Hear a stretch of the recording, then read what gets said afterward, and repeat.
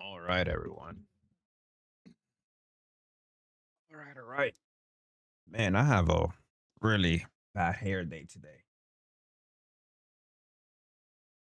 Like crap. All right, so let's start the day with watching some gaming news. I see here Fox. I just had it right here in a second. Um, he's talking about that the Steam Deck 2 will not have an ARM chip anymore for the next gen. Let's kind of take a look at this. Why he thinks that's the case. I wish, not for nothing, um, that the next Steam Deck will have a a similar chip, basically way more powerful what the Nintendo Switch has, because the Nintendo Switch has a an Nvidia chip inside. And that chip is ridiculous. It's fucking cool. So I wish they had a NVIDIA chip inside the new or the new Steam Deck will get a new will get the NVIDIA chip, but at least like 5, 6, 7 times more powerful than what the Switch can do. At least 20 times more powerful what the Switch 2 can do. And imagine having a chip like that. And not only that, the one on the Switch 2 is underclock and also under power. And they still look and the games look amazing. So imagine if it wasn't on the clock and on their power to see what's the potential there. And then maybe a chip that can do that, or maybe 10 times better, or even 20 times better. That would be a lot better. That would be that's fucking cool. Imagine a 50% better. 50% better will be ridiculous. But anyway, let's see what he says here. What Isn't too bad. It's just not good enough to compete with the Steam Deck as it is right now. So why in the world would you get a Steam Deck 2 when it's not even better than a Steam Deck as it is now, and power is only slightly better, and with compatibility from the emulation layer is actually worse? That doesn't make much sense. There is one particular option that may be possible, but I still don't see it happening. But let's get into all the reasons. And up first, we're going to take a look at why it's not happening, why the Snapdragon X Elite 2, which would be a better chipset to use for the Steam Deck 2, but it would be prohibitively expensive to use, and why it won't be, and what we could potentially use. And then let's take a look at some game demos provided by Tebanero, who has done some fantastic work, and there's links to his videos in the description field below. So let's get into that segment right now. Okay. So let's quickly go over an understanding of why the Steam Deck 2 won't be ARM. And right now, if we take a look at what Qualcomm is offering, especially for the mobile-oriented end, not for like Windows on ARM, which is a better chip, the Snapdragon X Elite 2, but it's also far more expensive. And even when we take a look at the Snapdragon Elite Gen 5, we can see that the smallest I really like this little circular thing, but with a little faded out background. I mean, outline. That's kind of cool. I like it. version of this is $700. And if we go down and take a look at some other options like the 16 gigabyte model, it jumps up to $800. And if we go to the 24 gigabyte, 1 terabyte model, it goes up to $1,000. Now, where it might make sense is with Samsung's latest Exynos 2600. This actually has a RDNA 4 GPU on the APU. And as far as we know and are concerned, this is the only APU that we're aware of that is available with RDNA 4. The only thing that's coming out that we're aware of otherwise for x86 is like RDNA 3.75, which frankly is kind of meaningless. And the next generation, which we all actually want, is RDNA 5. So here we can see this Samsung Exynos 2600 reportedly beats Snapdragon 8 Elite Gen 5 in a ray tracing benchmark.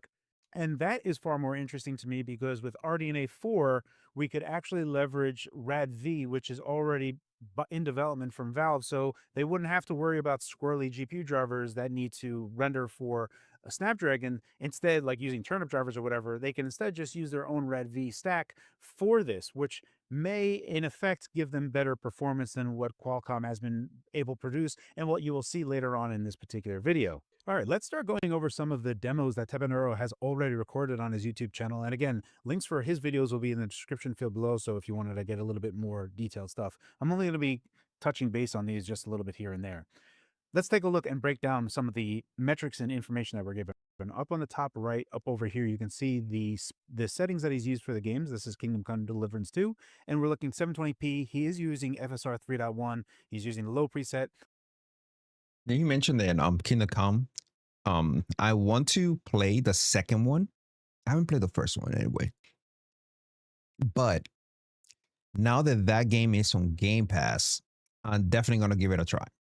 Right now, I am waiting for this one, the Crimson Desert. I am waiting for this game so bad, and it's coming soon. Let me take a look exactly when it's coming. Let's see.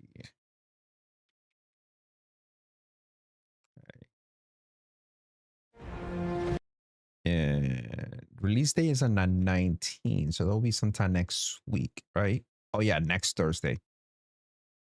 So next Thursday, so a week and a half from today, basically. So I'm looking at here the 19th of March. So I'm gonna get ready for that one. I need to go back and oh, and on that same day, shit, fuck, shit. Hmm. Sorry, I'm just shit. Death Stranding 2 coming out on that day, on that same day for PC because it's already out on PS5, if I yeah, it's not out on Xbox, but it's coming out on it's already out on PS5, and I didn't play it, but because I've been waiting for the PC version, so now, oh, fuck,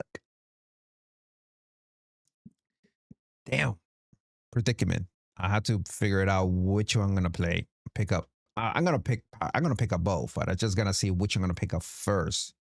Shit, predicament. Decisions, basically.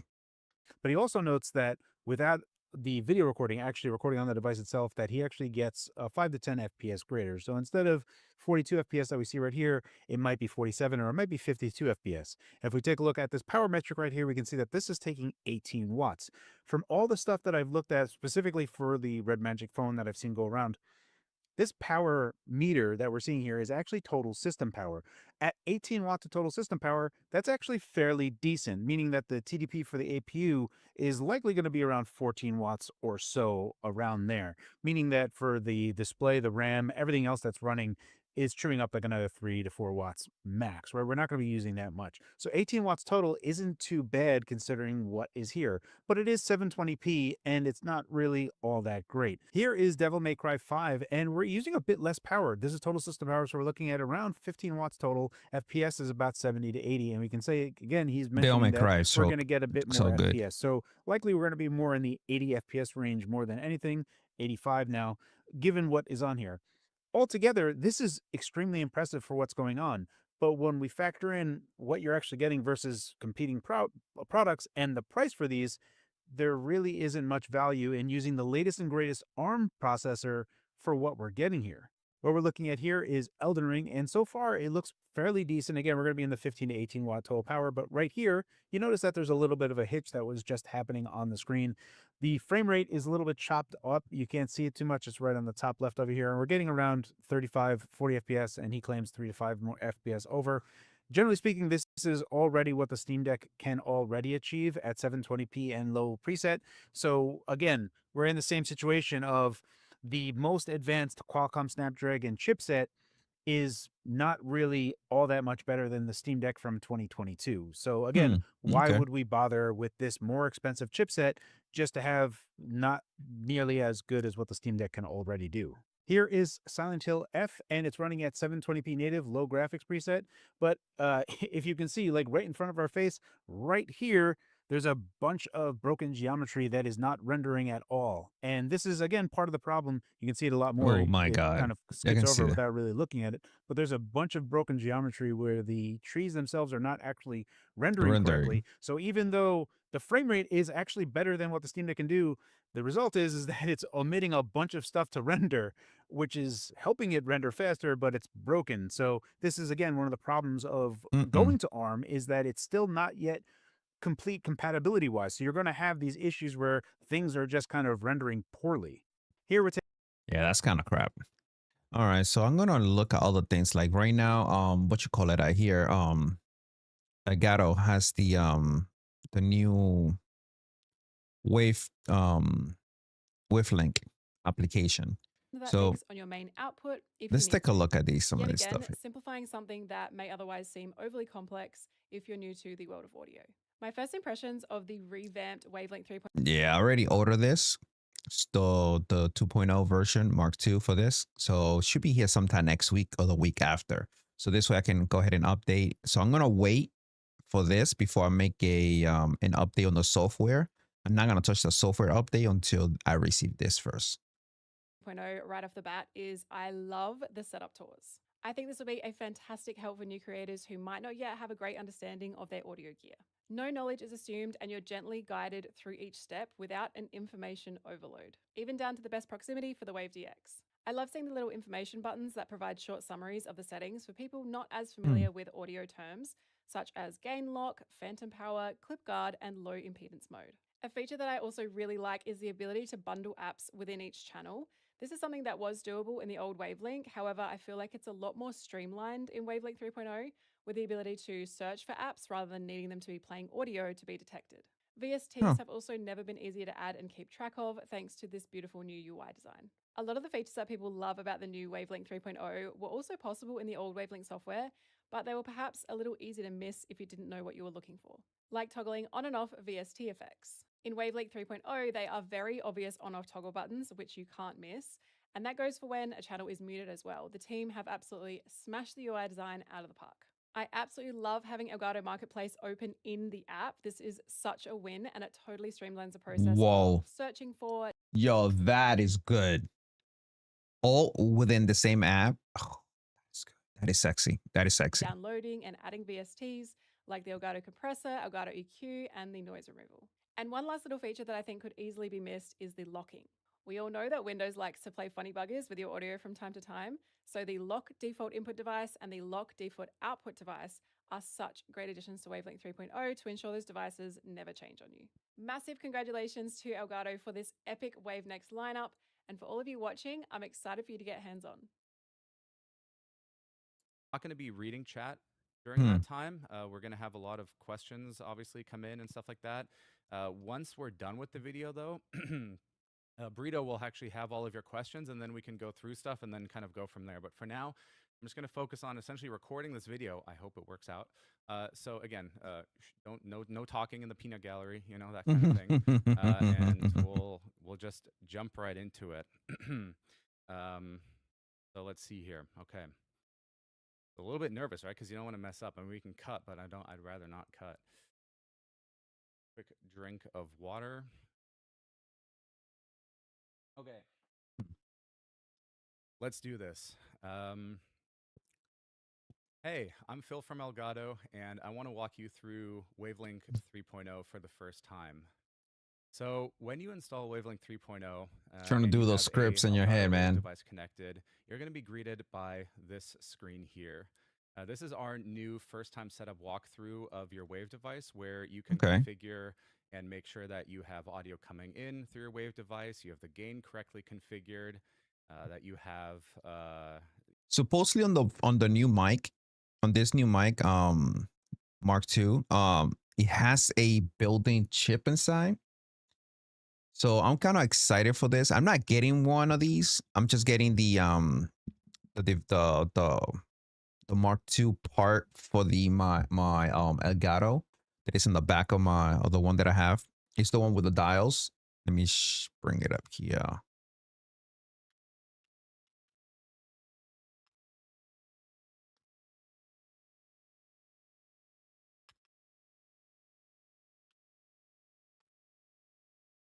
This one right here. This is the one that I have. So on the back of it, it has this. Let me see if I can find a picture of it. Come on. No, I'm not showing the back. Oh, you suck. So on the back of it, it has this thing that you can connect your mic to it. The XLR mic is basically this cable back there is this chunky boy right here, this big chunky. So you could connect it on the back of it. So I already ordered the updated version of that, so I can basically update it on the one that I currently have. And that one also has the chip inside, as the same chip that this one has inside, it has it on that thing. So whenever you make any changes, everything is going to be running on the hardware instead of running on the software. Basically, your computer system is not going to be running on the background. Everything's going to be running internally within that same specific hardware.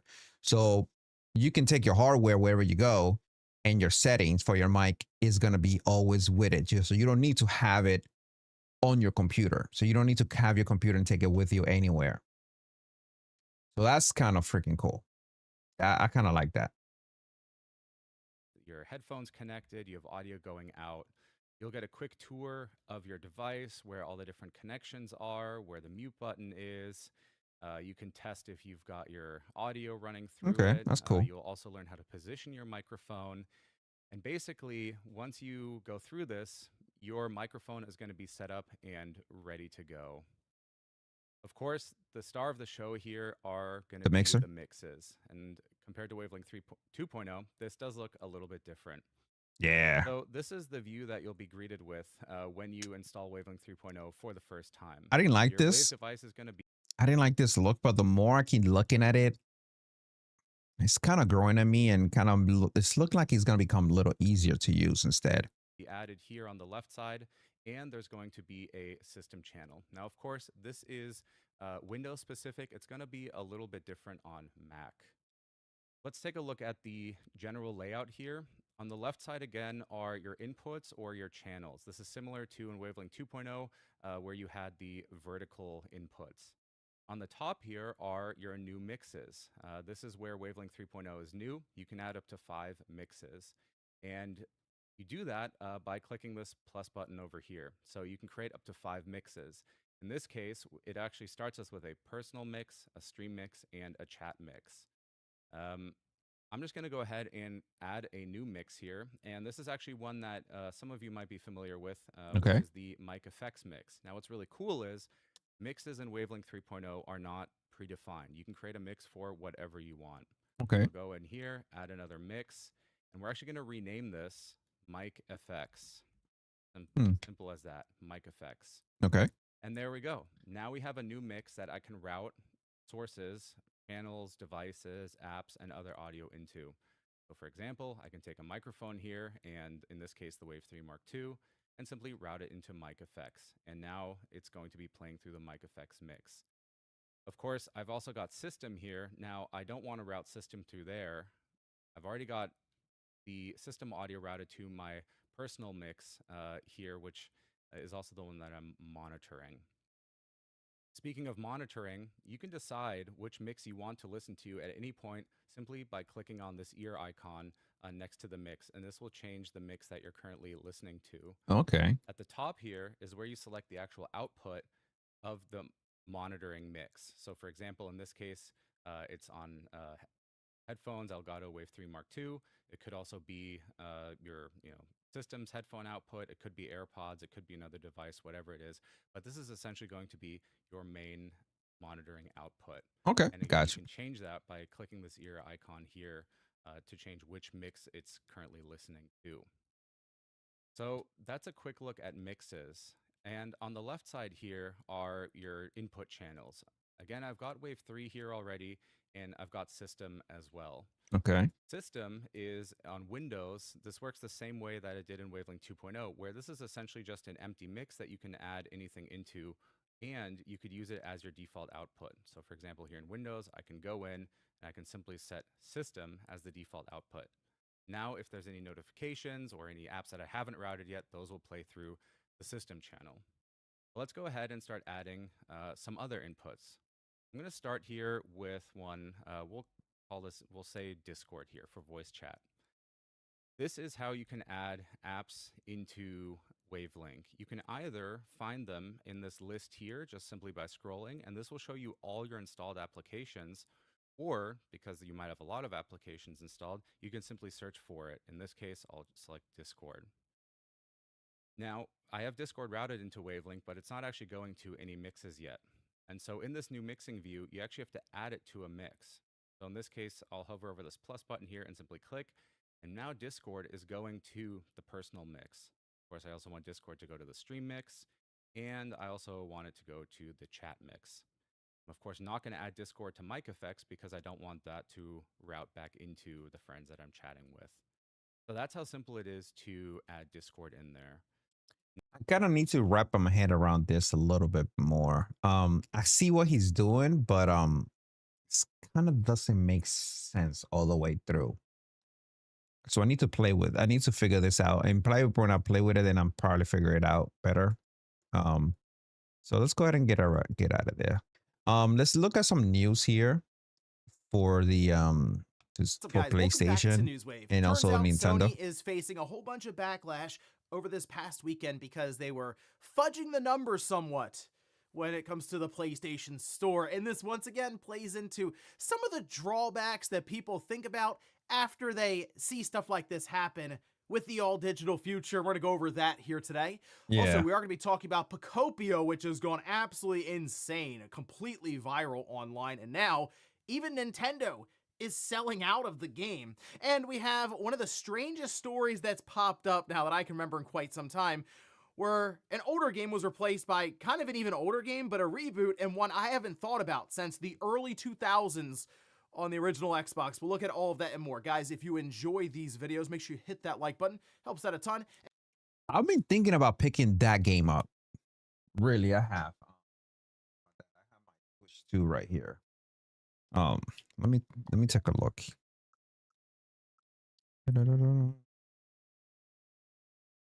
Yes.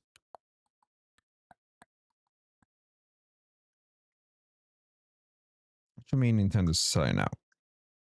Not digitally.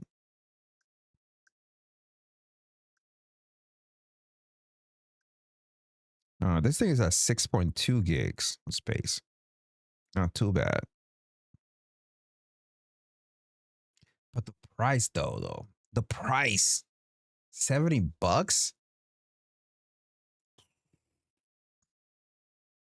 That kind of fucking hurt though.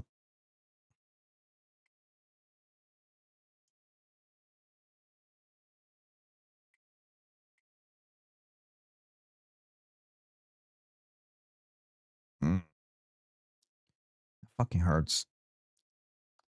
$70 for a Nintendo fucking game. I'm sorry, but that kind of hurts. I don't feel like that game was worth $70. I will have to play it to see if it does. I play Animal Crossing. It has like an Animal Crossing vibe with, of course, Pokemons. And if you're new here to the Spawn Wave channel, make sure you And subscribe. even down Animal below. Crossing Guys, is not every weekday worth morning, 8 a.m. Eastern that time, much either. going over the world of gaming news, trying to keep you up to date. So even if you don't see a notification, just know there's probably a video here for you to check out. And we're going to start today with 3D Mario. Not an official 3D Mario announcement, but one of the a really weird thing that's been going around over the last few days, and I've seen get picked That up looks quite a kinda bit cool. on social media. Most of the time just kind of making fun of it, but Mhm. some taking it like legitimately seriously. So take a look at this. Now this is apparently Super Mario Titans. New images confirming Mecha Bowser and other. And look, there are so many of these getting posted up from this one account, and most people are calling it for just being AI generated images and still frames. And That would look kinda that's, cool. That's kind of how I would look at this. I mean, I'd be absolutely shocked if Super Mario Titans ends up being a real thing. Again, it's one account that's sharing many, many screens. And let's face it, if this was a real thing, don't you think Nintendo would have struck this down completely? Copyright strikes, DMCA takedowns, all of this. If there was a build of a game, even marketing materials, that's going to be massive for them. Maybe if it's true, maybe Nintendo for this time around is trying to see what happens. What's the people reaction towards the game? New 3D Mario game just being posted online by a random account. So no, I wouldn't expect Super Mario Titans to be a real thing. It probably is AI generated. Just see if they can get some attention from it. Also, we previously heard that South of Midnight would be going to the Switch 2 and the PlayStation 5 spring 2026. Now, not for nothing. That is a fucking good game. That is a really fucking good game. So, South of Midnight. Oh my God. I love that game so much. So good. I know a lot of people gave you a lot of bullshit because they feel like this has a lot of DEI. I didn't feel that way because this is a black story driven character in story. So I feel like this is a good story. It was a good story, it had a lot of good mechanics. For people to kind of bash it because of some other reason, I didn't see the reason why people were bashing it, especially because it has another company called Sweet Baby who actually love to put DI bullshit in there, like transgender gays and stuff like that. Me personally, I don't care if you do a story that is a new story. Don't just take a current story and do your twist. Oh, they don't have black people in there, or they don't have Hispanic people, they don't have Asian people. We need to add them in there. If the story wasn't written that way, then you don't do it. You leave the story the way it is. And I'm talking about established IP. When this is a brand new IP, so you could do the fuck you want. If the story did not call for it and you feel like the story may benefit from something like that, then go for it. Especially when, like I said, when it's a new IP, when it's a current IP, let's say Master Chief. You go with Master Chief and you say, oh, we're going to make Cortana now. Cortana 3.0 is going to be now, I don't know, Agent. There's going to be a black Asian girl. Okay. I mean, if you're going to get rid of the original Cortana, you're going to create a brand new Cortana, that's fine. But if you're going to go, now we're going to switch Cortana altogether. It's not a 3.0. It's not a 5.0. It's the same Cortana. It's just going to be now we're going to race swiper. Even though she's an AI, doesn't really matter. But you know she's a white girl. She looks like a white girl. So you're going to be mad. Now we have the official release date. We can see this over on Gematsu, saying the PS5 and Switch 2 versions of South of Midnight will launch on March 31st.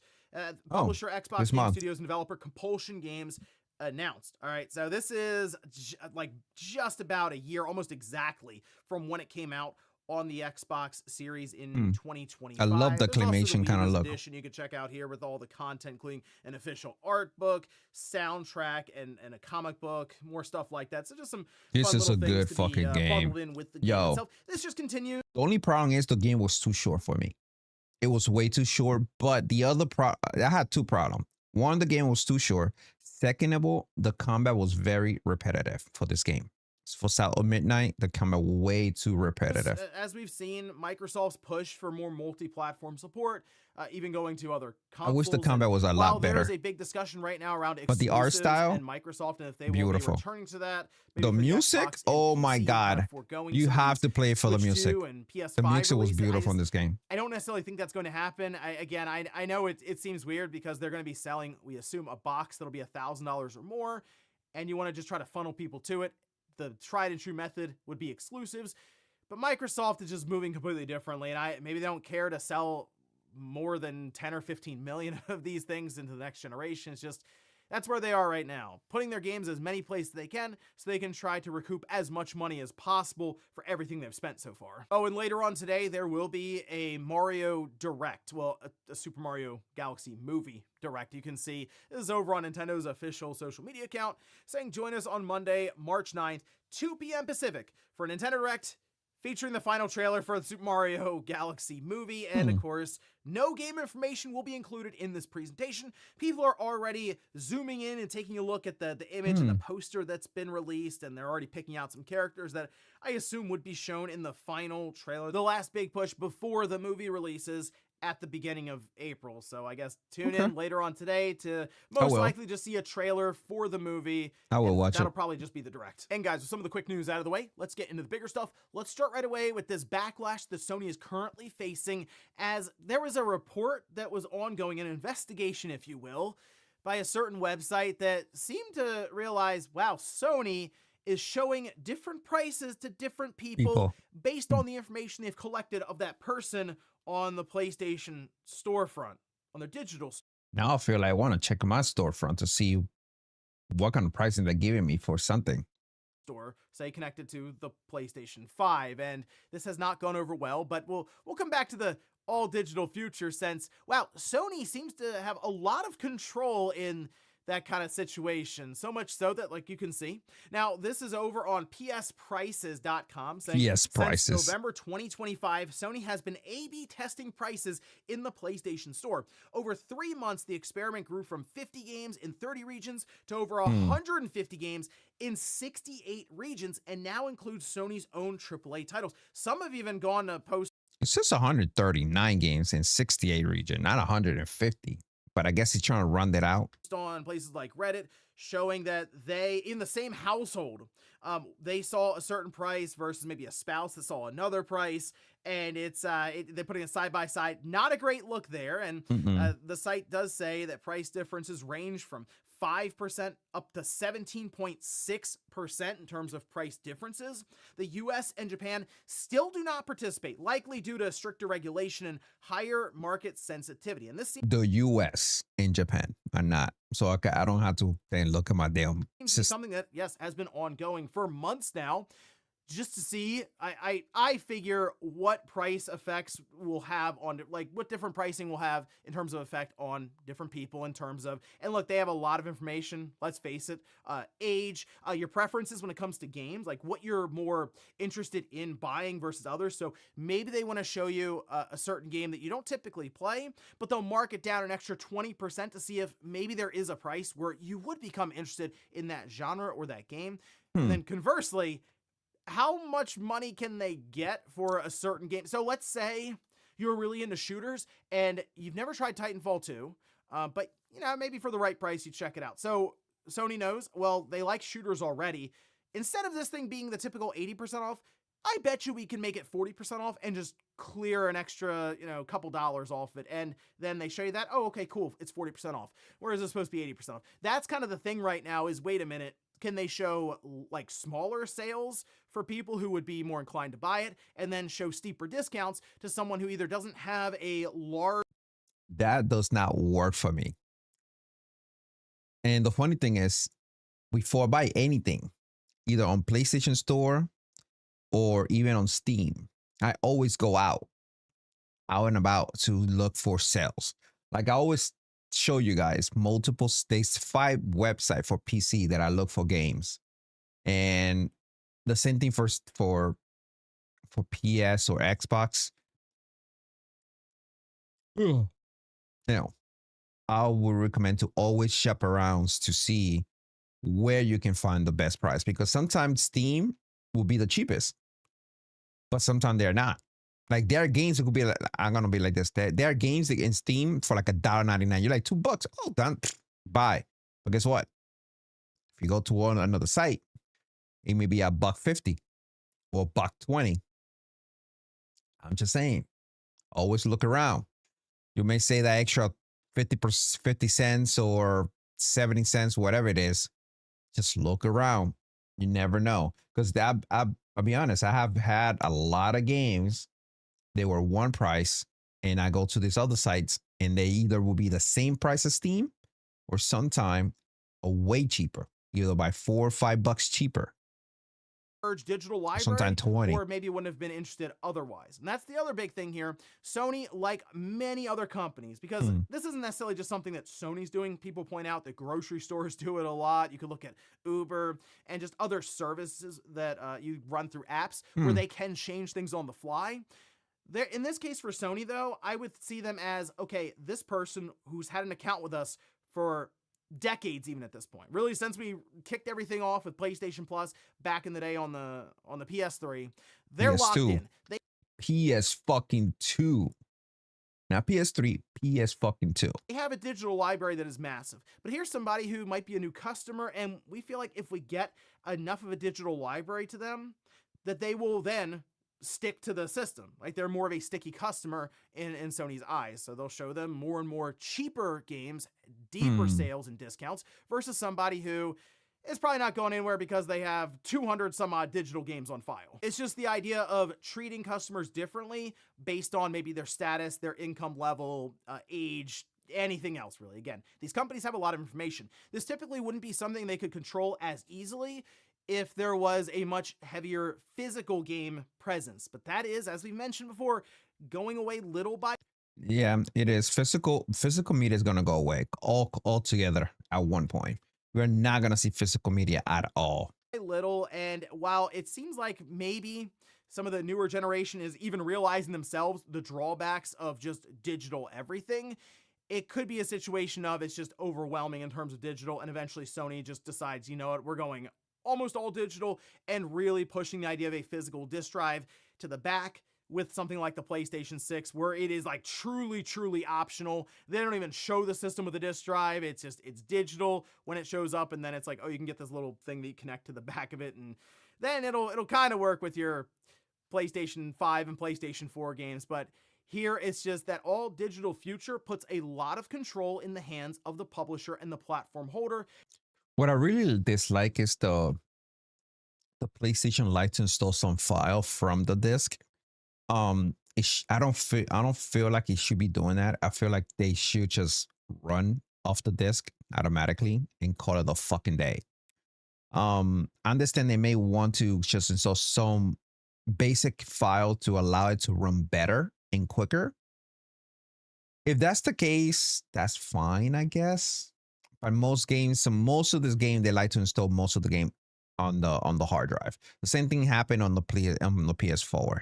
PS4 wanted to install your game on the hard drive before it allowed you to run it from the disk. So you need to have the disk to run the file. So if you have that, if that's the case, for example, let's say, not for example, if that's the case that you're installing the entire fucking game into the hard drive, but you have to have the disk to confirm that you own it, then give me the chance to turn the entire file into a digital file. You see what I'm saying? Meaning, okay, I own this game, and I will be happy if they would do something like every disc has a serial number, right? So but you can only do a one-time purchase of that disc digitally. One-time purchase of the disc digitally. So that ID number is on that disc. The moment you say, you know something, I want to convert this game into a digital version of the game. So this way I don't have to keep putting the disc inside. When you do that once, that's it. Then that's it. The game only run by the disc all the time from that point on. But if you own it, you automatically download the digital version of the game, or you can even download the physical the digital version of the game in yourself anytime you want without the disc. Always go to your library, just download it from there, and you're good to go. But if you have another system, then you have to put the disc all the time. I would think that would be a fair trade. Maybe like a $10 upcharge for converting to a digital. Just a prime example of that actually being utilized, to where prices can be changed on the fly to see what you're willing to pay any given day at any time. Maybe if it's raining out or something. I mean, it really can get down to that specific time period. Well, they're not going anywhere. It's raining. So it's $2 more today. But let me know what you guys think about this one, because this certainly got a lot of discussion online with Sony trying out Dynamic Fandom, as this seems like people who would be in Animal Crossing are checking this out. Yeah, even that's some me. who are just looking for I don't want to say a less stressful game, because it can be kind of stressful, all the stuff happening. But yeah, I guess what you'd deem a cozy game. But now we're starting to see this title sell out. I mean, at many different retailers online or in store. Even to the point now where if you go on Nintendo's website, you can see choose physical instead of digital. It's sold out. That's still not physical. That's still not fucking physical. That's a game key card. This is the first Nintendo game that it comes out with a game key card. I'm sorry. This should have been the entire fucking game should have been on the disc, on that card. I'll be honest. If this was on the card, I'd probably go buy this physical. I probably would have gone by the physical. I don't like the whole thing. I gotta put it there. Then I gotta wait for the damn game to download. No, I don't want to fucking wait for the game to download so I can play this fucking game. I want to put the game on the card and boom. And if they send an update, fine. I'll wait for the update. I'll wait for the fucking update, whatever, to play it. But other than that, no. Like Nintendo's own website, they don't have copies of Pocopia. Keep in mind, this is a game key card. This is another situation where people, I think the right game comes along and they go, you know what? I do want this game, so I'm just going to go ahead and get the game key card. I mean, that seems to be the case. In fact, some were even looking at Walmart Canada, saying due to massive demand, we've sold through our initial allotment of Pokemon Pocopia.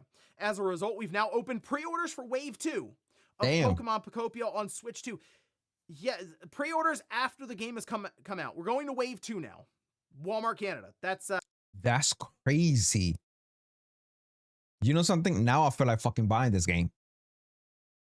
I was talking to my wife about this the other day over the weekend. I said, yo, babe, look, I've been thinking about this. She's like, damn, $70. I'm like, yo, yeah, no, I don't want to pay $70 on a fucking in a fucking game. Now, I did wonder, okay, were there just not many in stock necessarily? This clearly to me has caught even Nintendo off guard to where they don't have any in stock on their website.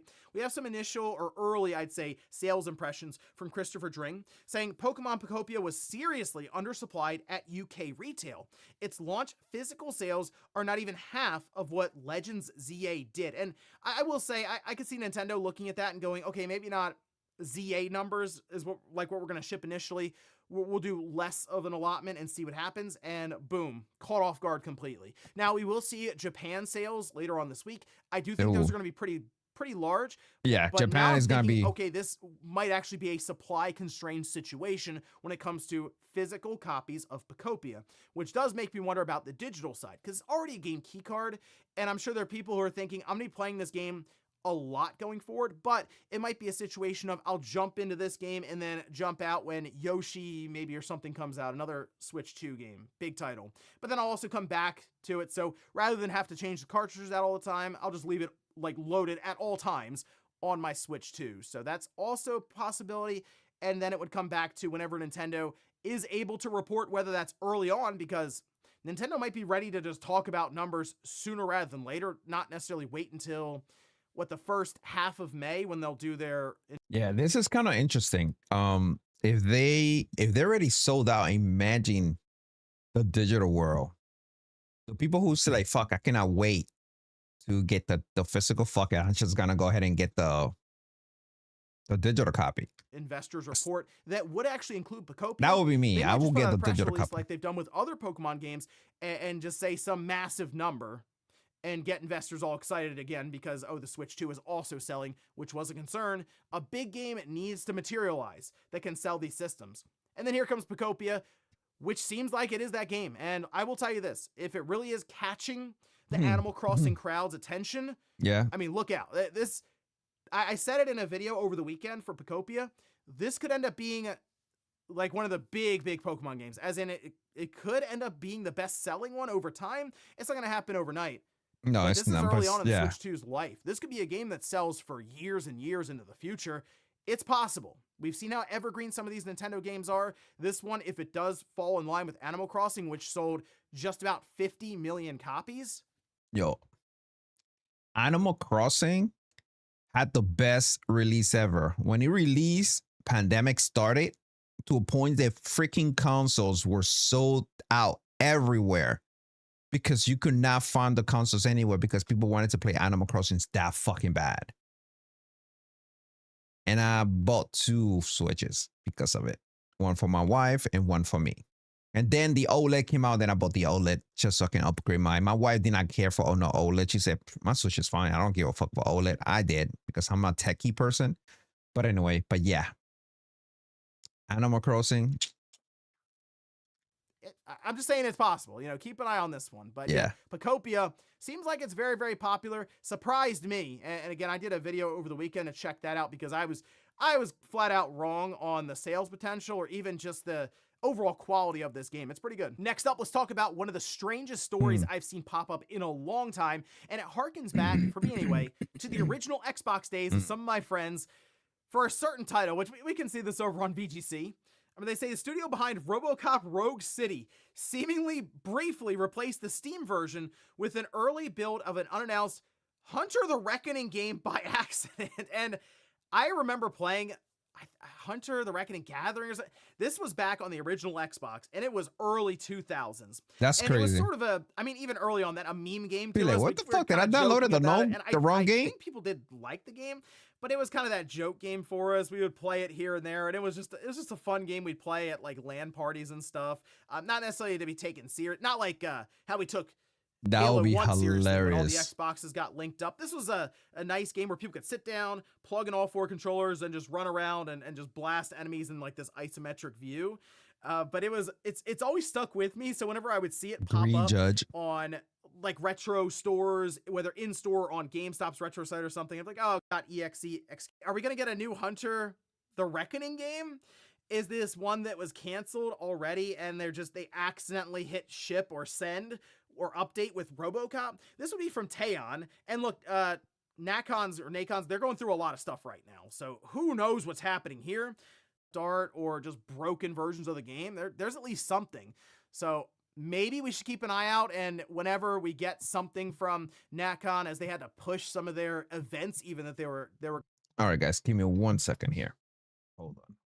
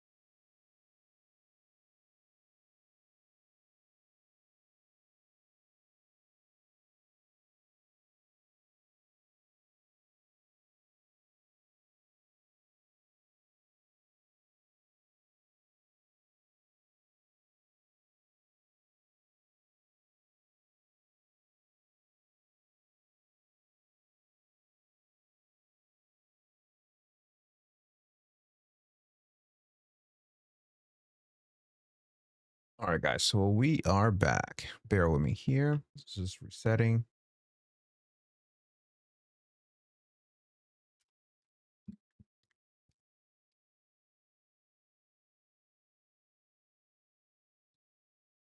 All right, perfect. All right, so let's go ahead and continue here. we're going to have back a bit because they're facing insolvency and trying to figure that out. Maybe they're ready to talk about a new Hunter the Reckoning game, which I know is also stuff outside of video games, but that was the first time I've ever been introduced to that franchise at all. Random original Xbox stuff during a LAN party, 4 of us just kind of running around and laughing, which, yeah, that's how a lot of games or franchises were introduced back then. Random LAN party, hanging out with friends. And in our last bit of news, let's talk situation that's currently unfolding around Gang of Dragons, which was a game that we had unveiled to us last year, and this is coming from the Nagoshi Studios, who's led by I want to play this game so bad. They left Sega and went out on their own to form a new studio, and they were backed by NetEase, who went back and forth with Tencent when it came to who was going to fund Nagoshi Studios, and it turns out NetEase ended up winning out. However, Now it appears they're backing away from the deal, and there is serious concern around Gang of Dragons just being canceled at this point and the studio being dissolved. So we can see this. Now, this is over on Bloomberg, who broke the story saying NetEase will cut off funding to the studio led by Yakuza franchise creator Toshihiro Nagoshi. Employees of Nagoshi Studio were told of the decision on Friday, according to people familiar with the situation. And a NetEase spokesperson confirmed to Bloomberg it will stop financing the studio from May. And so this decision, according to Bloomberg, was reached because, well, they still have quite a bit to do, up to the tune of $44.4 million that needs to be invested to get this project to the finish line and shipped. And it seems like NetEase is kind of backing away from a lot of their gaming investments. And this is just another one, I guess, that they're deciding to part ways with at this time. However, NetEase, they at least say that they are open to negotiating and maybe someone else comes in and wants to pick up the tab on this. But it seems What the like fuck? NetEase wants to be able to have Nagoshi Studio buy their way out of the NetEase contract, so it might even cost more money than that.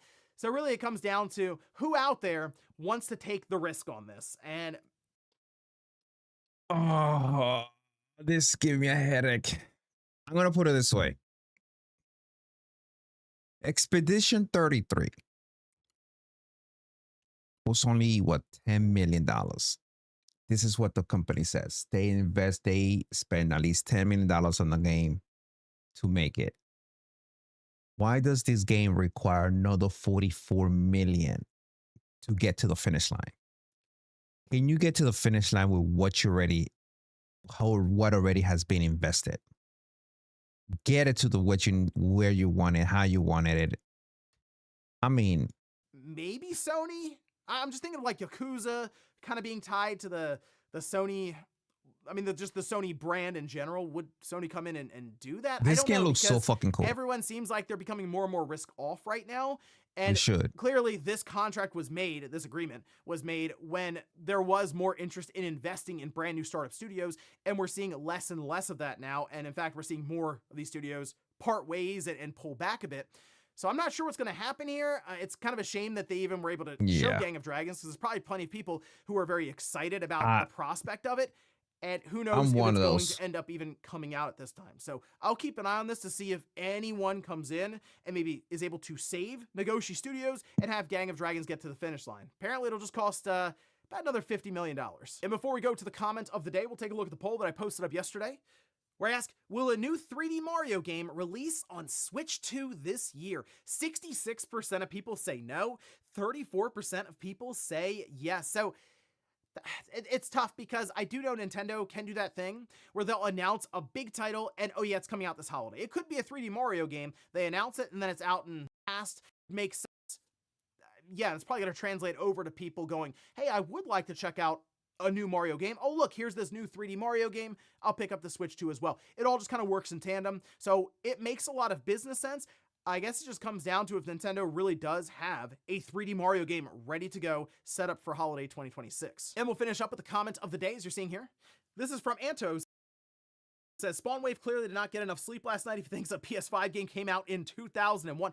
It's off by like 20 years. That's margin of error stuff, really, if you think about it. I mean, look, we all, most of us, time traveled this weekend anyway. You like blinked and boom, we jumped ahead an hour. So 20 hours, an hour, 2001, 2021, it's all basically the same. Although, can you imagine going back to 2001 with Kenna Bridge of Spirits, which was discussing in that video, and show them what games are going to look like 2 decades from then, when we're seeing Final Fantasy X and like, wow, games will never look better than this. And then you come back with a game that looks close just about to the cutscene quality that we're seeing for Final Fantasy X. It's those are the kind of jumps that we've talked about in the past that we don't see anymore, although that is like 2 decades of jumps, but generational leaps. Still, though, that's a bit of a difference there. Yes, 2001 didn't get that PS5 game, unfortunately, released. And ladies and gentlemen, that's going to do it here for Newswave. If you enjoyed this video, guys, hit that like button. All right. That was good. All right, let's go ahead and close some of this stuff. This is pretty good. Color dials. I got the black and red. It's kind of cool.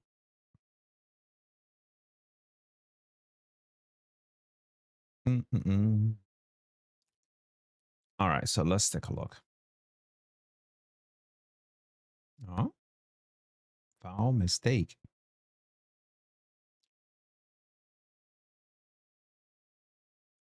Yeah, let's see what he mean foul mistake.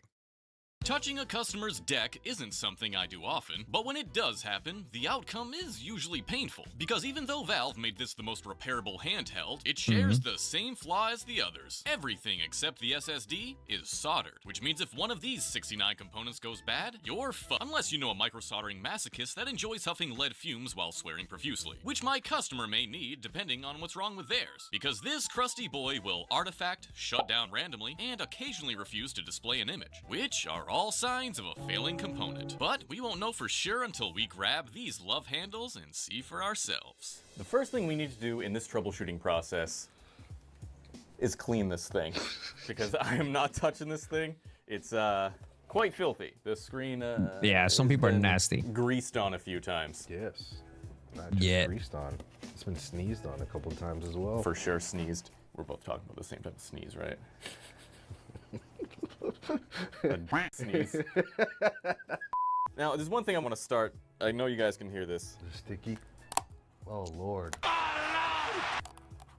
Ugh. Something happened with this one. I think something sticky got in there. Probably Lube. probably Johnson sneeze got in here. And you can see it's pretty gross in there. I don't think that's causing the problems. However, if that is liquid damage, then it would make sense that something happened where it got wet. And you know what happens with liquid damage? Random things. So that's an indicator.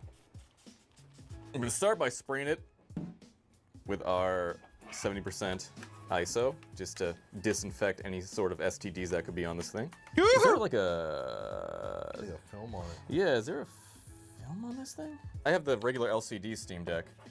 There's definitely a film on theirs. Now, Yeah. is that film nasty? Or did the Steam Deck come with anti-glare LCD? So it looks like it's an anti-glare. It's definitely not coming off. Small scratch on there, but otherwise, it's all right. Not in the worst condition. It's okay. So, we've cleaned it. Good for us. Let's start this thing up. And I need to recreate the issue, which is based.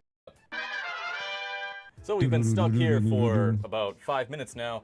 Clearly, there is an issue. Now, the fact that it completely turned off as soon as I tried to send an image to the desktop display leads me to believe that it unfortunately is a motherboard issue. Just right off the bat, it was requesting a lot of power through the GPU. And remember, this has an APU, which means Some one-of-a-kind site that's it is okay. So everything's testing okay. Well, we can Okay. see to see where it's getting stuck. It tests the memory, and it's normal to get stuck here a little bit, but where's the holdup happening?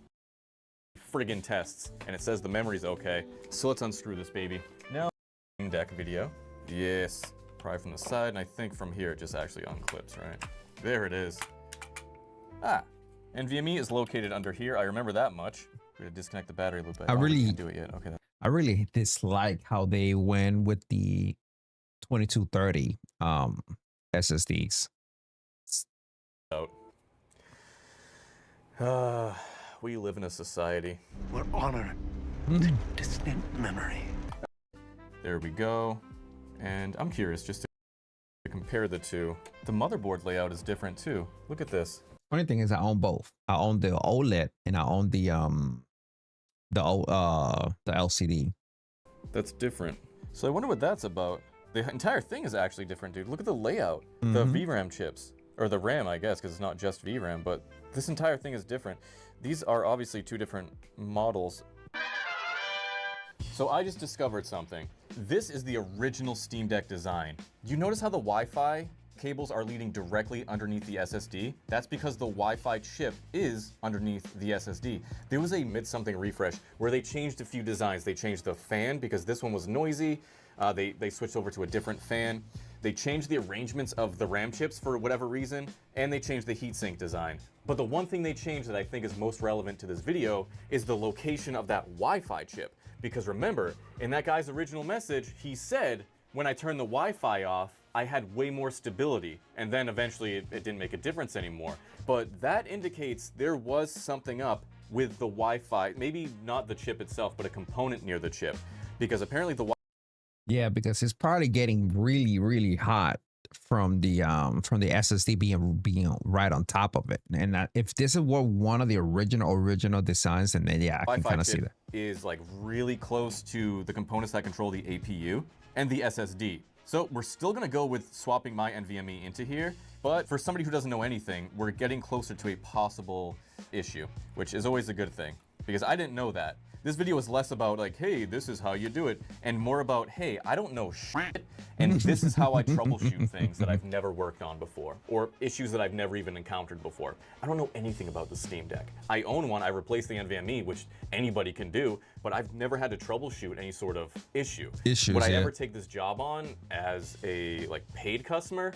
No, I would never do this job as a paid customer. What I would do is buy a Steam Deck that's broken on eBay, or wait for somebody to give me one, and then I'd troubleshoot it and learn all the ins and outs, and I would have learned about the mid-range refresh and all that stuff. So that's also a tip to you guys, the design. So we're gonna take our NVMe, we're gonna keep the shield intact, because I feel like especially with this bad boy, you need that shield. Because if it is an interference problem, then this is why. Yeah, I put the shield when I It's did it. shutting down.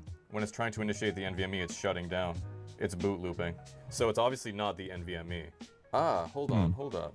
Current SteamOS. Oh, his SteamOS isn't updated. I see. I see. Okay, hold on. Ah, all right. He has an old version of SteamOS, so it won't boot from this old version. Maybe we can go previous SteamOS? Yeah, that's something I didn't even consider, is that if it is a different version, it would be awesome. Check the smart status of this bad boy. And we only know smart statuses are good. This drive is good. Our drive is good. Both drives freeze inside of our buddies right here. Gunther's. Now, is Gunther's BIOS bad? The likelihood, no. The fact that it dies when it gets hot, that's a indicator that there is a problem with a component, whether it be a VRAM chip, Wi-Fi, something's going on. And I don't think it's a coincidence that Valve did a mid-range refresh because they were like, maybe we shouldn't have put the Wi-Fi card directly underneath the SSD. I can do. So yeah, this thing is completely fucked. The BIOS will not flash, the firmware won't write. All this crazy nonsense stuff is telling me that there's a component bad. I just don't know what component it is, but something's bad in this thing. So yeah, this thing's cooked. Unfortunately, this thing is cooked. Unless one of you guys in America wants to send your information to my customer, make a video on this or work on this or do whatever. I don't care what you do with it. I just want to help my customer out. So yeah, that's crazy. doing Microsoft. He said, your shit is cooked. I cannot fix it. You jizz too much on it. Oh, wait. What time is this thing? Peggy 13. Peggy 18. 18.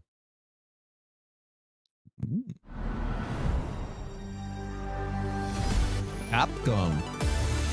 Spotlight. Hello, everyone. Welcome to Capcom Spotlight. 3 days ago. During the program, we'll share news on upcoming games and updates for our 2026 lineup. I can't wait to play that game.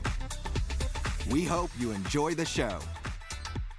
Without further ado, let's dive into our first title. And that's gonna be what? Rakhmada. I wanna play this game so bad. Next month in April.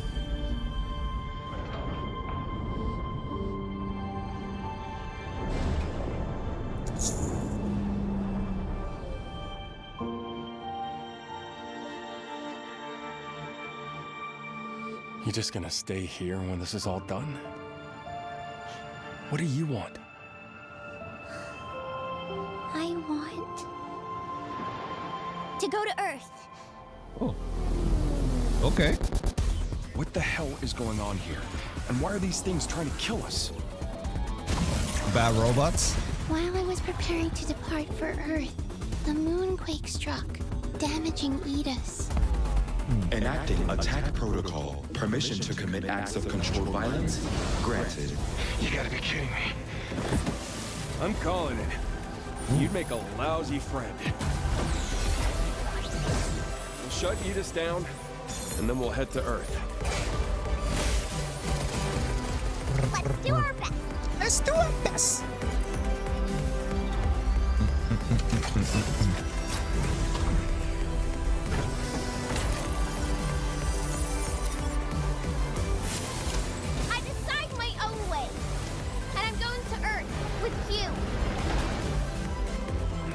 team, right?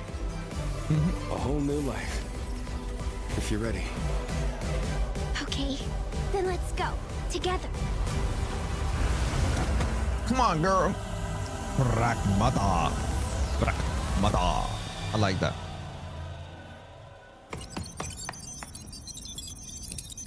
The biggest iPad. Ooh. I'm gonna get a better look. Hello. We are Cabin, your one-stop companion for all things shelter.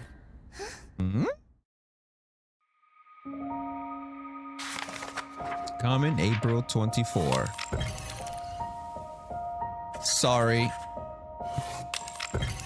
17. Actually, 2 days after my wife's birthday. Okay.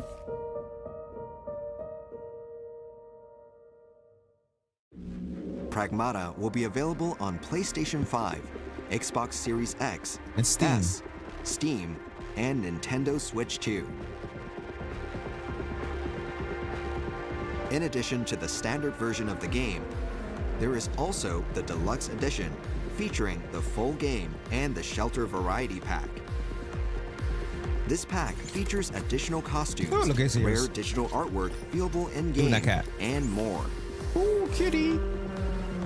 Decorate your shelter to your liking with an astronomical amount of decoration options. Talk to Cabin, the shelter's guide. to Yo, I'm play gonna be some playing the music shit out of this game, like I did with Resident Evil. and watch Diana Requiem. dance. Make every moment you spend in the shelter out of this world. Well, that's gonna be part of my intro. Those who pre-order either the physical or digital version will receive Hugh outfit, Neo Bushido, and Ooh, that Diana was cool. outfit, Neo Kunoichi, as a Neo special Kunoichi. bonus. That's cool. Exploring the lunar world in samurai and ninja-inspired outfits sounds like a blast, doesn't it? Mm-hmm. Pragmata will be releasing next month. The demo, Pragmata Sketchbook, is available on all platforms now. Cannot wait. I already played it. Please enjoy the unique combination of hacking and action gameplay. I want to do it 1 week before. I'm gonna Now put we'd demo, like to introduce some just so I can Pragmata-related remember- products. so I can get really Pragmata-themed familiar with the official Capcom mechanics apparel again. is now available on Amazon. New designs drop today. Check them out. Okay. The original soundtrack will be available for Amiibo. streaming I'll soon. pick it up. I'm gonna buy that For those Amiibo who one. can't wait, you can listen to 6 handpicked tracks right now. We hope this will get you excited for the full release. Oh, also, dude, I've the been Diana excited since last Amiibo year. will be released soon, so look forward to that as well. I ain't picking that up. For the latest information on Pragmata, please visit the official website and Oh, that social is media fucking cool. accounts.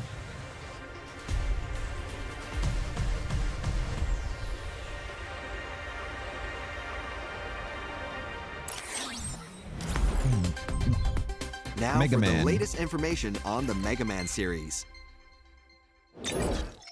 Hello everyone, I'm producer Shingo Izumi. Today, I'd like to tell you about the online features included in the Mega Man Star Force Legacy Collection. These are exciting features that I believe everyone will be able to enjoy, so don't go anywhere. You won't want to miss these announcements. First, let's look at online matches. Let's go. Okay.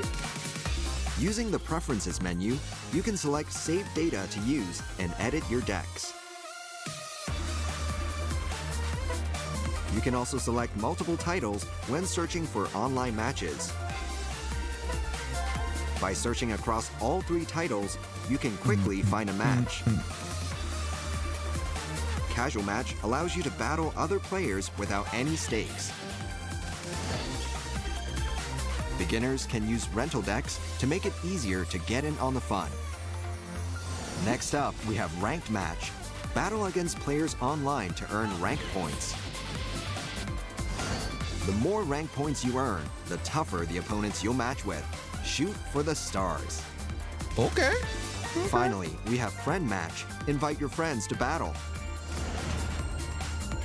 Whether it be with your real brothers or friends you made online, find out who's stronger here. That's not all though. There are many other features that have also been improved upon. Let's take a look at trading. Choose a card and then trade it with your partner. This can help you acquire cards you're looking for. Try trading with as many people as you can. I'd That's also cool. like to introduce the Brother List. In the original versions, you could only have up to 6 brothers. But in this powered-up collection, You got we've unlimited. increased that limit to 100 brothers per title. Now you'll be able to swap out brothers at any time.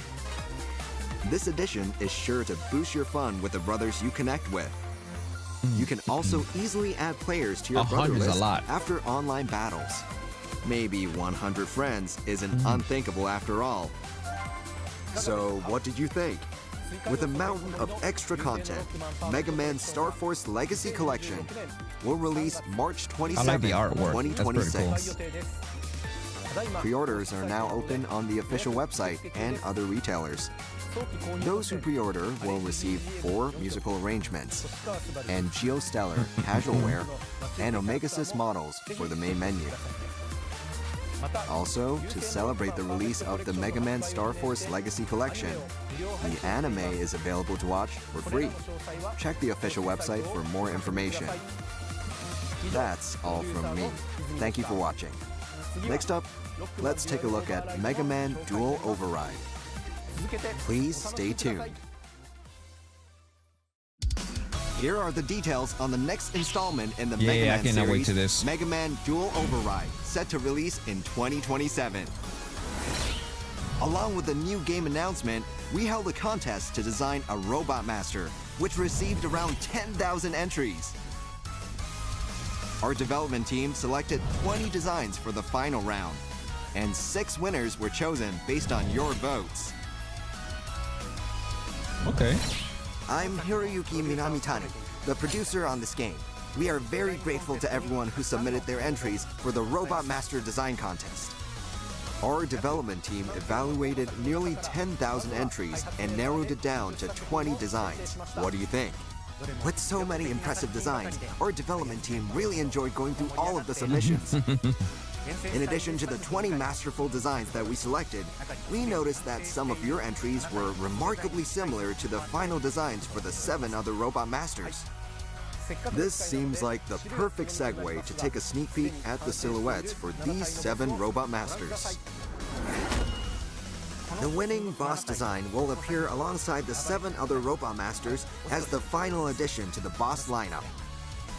Today, I will present the top 6 finalists that received the most votes in the contest.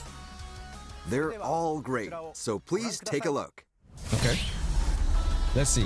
Out of the 20 contenders, we are pleased to present the 6. final 6 designs.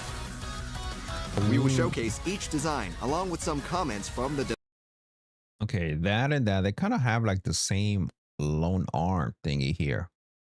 This one, this one, this one. This is cool. development team. This unique design is absolutely gorgeous. It's hard not to be charmed by the creative color palette and the flower-adorned head. We were certainly drawn to this unique, cool take on a maid. The bag expanding as she collects dust is such a bold and surreal gimmick. This design has a great color scheme Recycle, and a man. cool tough guy image. The concept of a robot that recycles what it sucks up fits the theme perfectly. Who would have thought that you could make a cactus design from the original template? Having its form change based on what it absorbs is a fun idea for a boss battle. This juggling themed design is sure to make your head spin. It's unlike any boss we've seen before.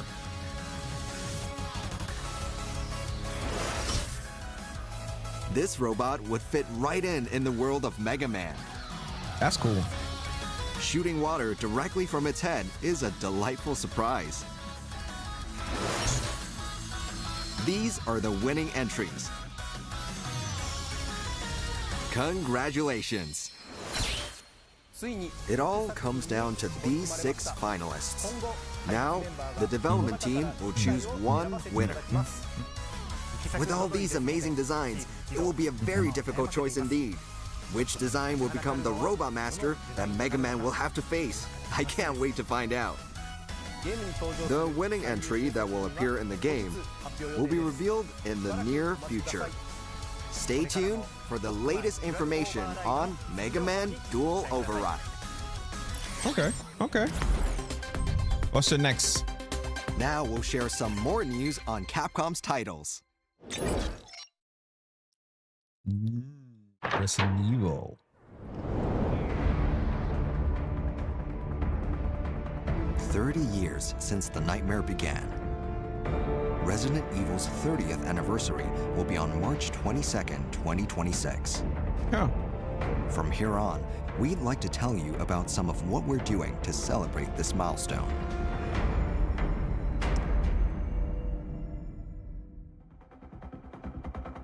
"2026 marks the 25th anniversary of Universal Studios Japan and the 30th anniversary of the Resident Evil series.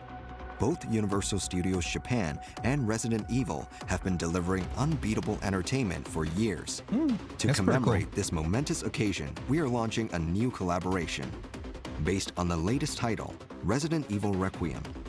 This project will immerse you in the world of the game like never before. This large-scale project is planned for 2026. Stay tuned for more updates.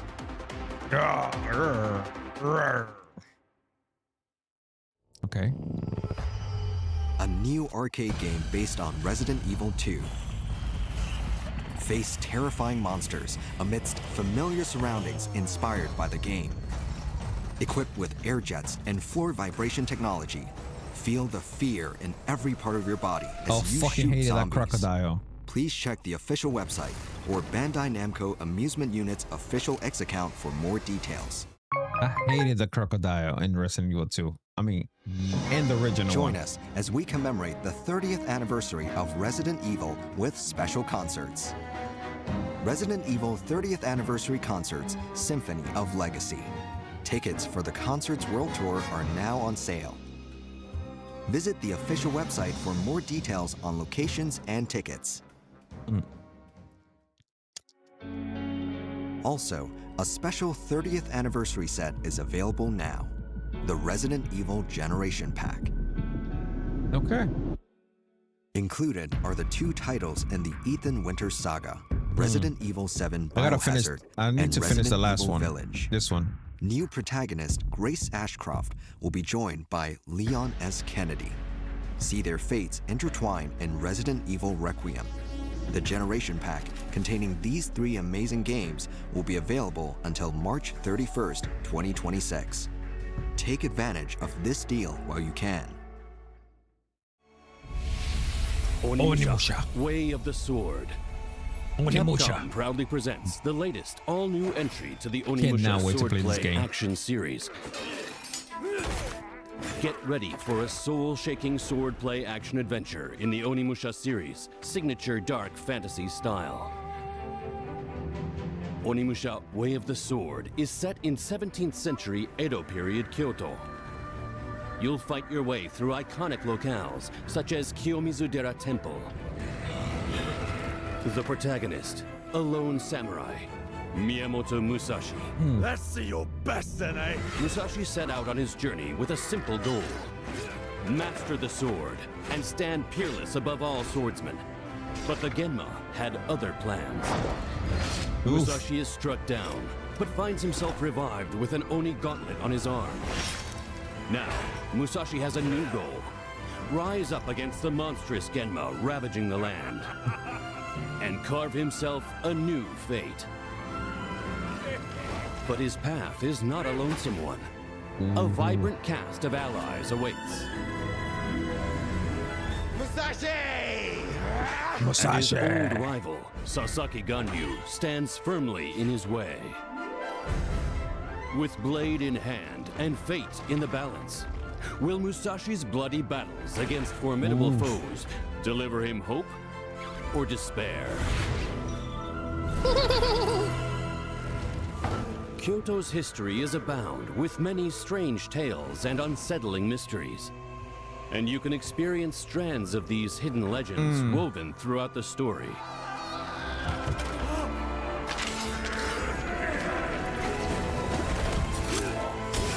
Ooh. Feel the ring of steel on steel, intense duels. Reduce enemies to pieces with a devastating Isen. Parry and deflect attacks with well-timed blocks to turn the tide of battle in your favor. Fucking parry system. Of course, absorb souls with the Oni Gauntlet to recover health or ready powerful abilities. Moving That from was one cool. bloody and desperate battle to the next, Musashi searches for his reason to fight. What answers will he find at the end of his blade?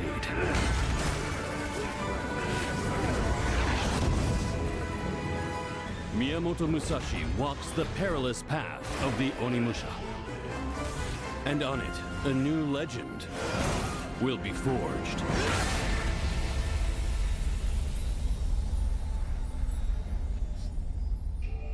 Hey, now wait. Onimusha, Way of the Sword, is planning to release in 2026. Give me a date. We're excited to share more information in the coming days. Year 3 Character Edition. Alex makes his entrance. Isn't Next Alex up, already in the we've game? got the latest news on Street Fighter 6. On March 17th, Alex, the Dark Devil himself, finally steps into the ring. Alex's fighting style mainly utilizes pro wrestling techniques, taking advantage of his immense power and toughness to overwhelm opponents. Legendary pro wrestler Kenny Omega performs some of the motion capture for Alex. That's cool. Players can see authentic pro wrestling in action during Alex's walkout sequences, super arts, and more. The hits don't stop there. Jam Project, a major player in the anime song realm, has also contributed an original BGM track to the game called Go Alex, Hope is Born. Give this blazing hot track a listen to psych you up for your next match.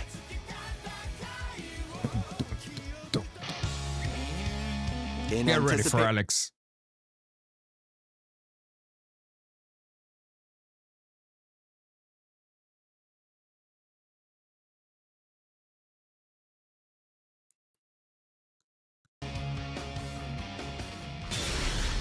Now, here are some details on Outfit 4.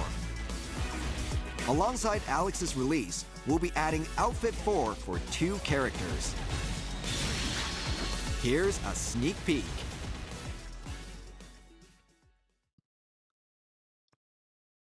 Close my eyes there for a second. Bring the heat. We're going captivate. This girl is sexy as hell. Yeah. DJ. Crank it up. Get back, baby. Smash shot. Okay. Woo-hoo! Factual and magical. Sunrise. Elena. Yumbo! Let's dance up a sweat. It's time to party. Party. That was no sweat at all. You ready?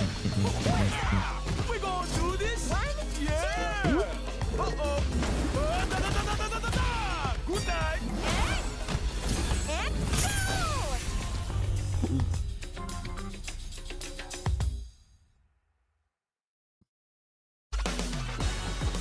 Okay. Outfit 4 for DJ and Elena will now be included in the ever-popular swimsuit series.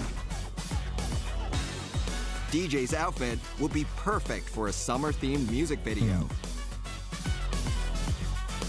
Elena is looking ready to have a ton of fun in any port city. Just a few Hello. days remain before Alex and all Ooh, this he look content like a becomes fucking available. beast. So we hope you are as excited as we are.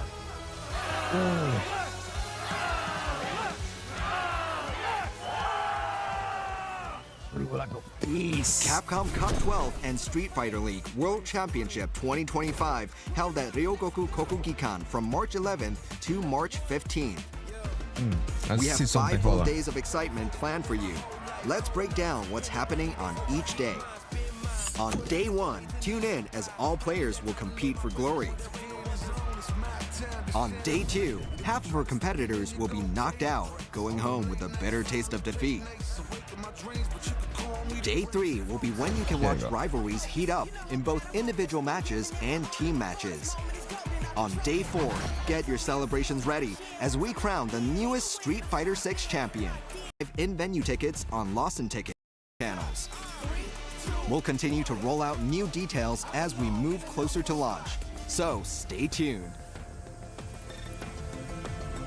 Now, here's a sneak peek at some special behind-the-scenes footage that will be shown at Capcom Cup 12. Please take a look. I'm okay for the movie, but not too excited for it.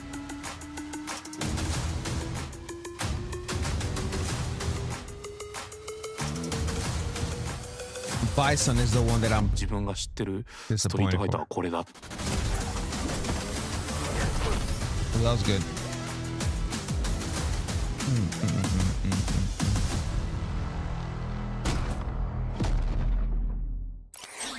2026.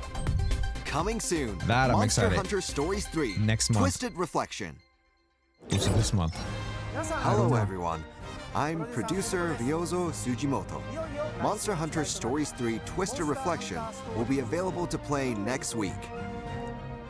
First, we'd like to give you a final look at the game's launch trailer. Here it is. Years ago, Mother returned home What the carrying a fuck? crystallized egg. Inside that egg were 2 living Rathalos. I remember In how one happy egg? I was when I heard 2 newborn cries, so small yet so full of life. All this time I eschewed my royal duties and tried to push any thoughts of my I want to mother play this from so my mind. bad. All of that has brought me here. My mother, Simon, even Ratha. I know nothing about them. I can't stand it anymore. Yo, looking good We've though. borne witness to the Rathalos' return from extinction.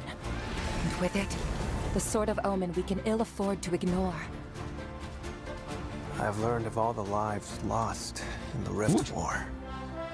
Then perhaps he's told you that the war 200 years ago was the source of all these feral monsters. They're coming! The Vermilions betrayed us! It's the hell they faced 200 years ago all over again. And to Skyscale Rathalos, no less. What did we do to deserve this? Oh, Eleanor. I'd heard Azuria had made a hostage of you, but I never imagined they'd take your spirit as well. War will only harm our people and further endanger our kingdom! You know that as well as I do, Clarissa! This isn't Ranger business. One wrong move, and it can all blow up into a diplomatic incident. I've been preparing for this my whole life, Captain! I swear I'll win! So just watch me! Okay, let's get going. Your whole life? Counting on you for backup. You too damn little to say your whole life. Feast down this time, right, lad? This is you we're talking about. I just know you're gonna offer to help with my other work. There must be a path forward without bloodshed. Don't you think so? We've all got your back, so stand tall. Oof. You know you can do this. Lone sword. 2 centuries ago, our ancestors committed a grave sin. We have to accept these transgressions. And as riders, it's our responsibility to right these wrongs. Come on!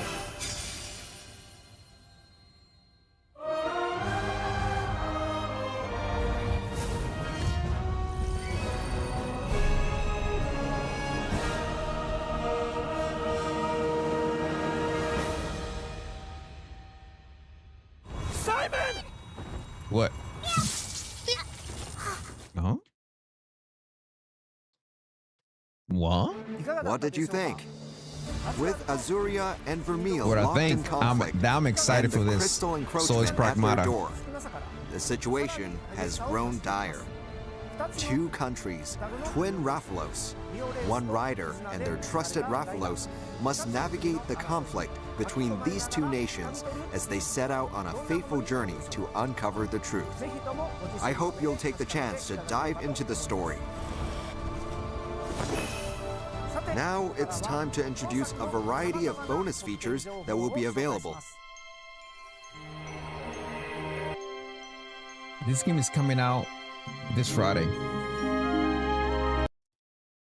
This Friday.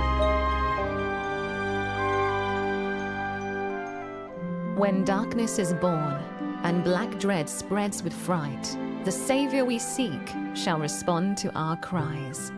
So I know what are we Astride a gonna be white streaming this dragon, weekend. they'll take to the skies.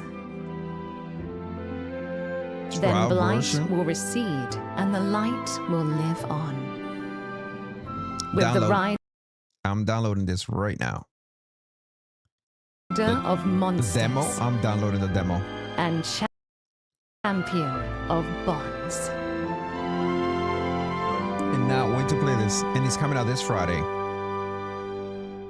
You mother fricker.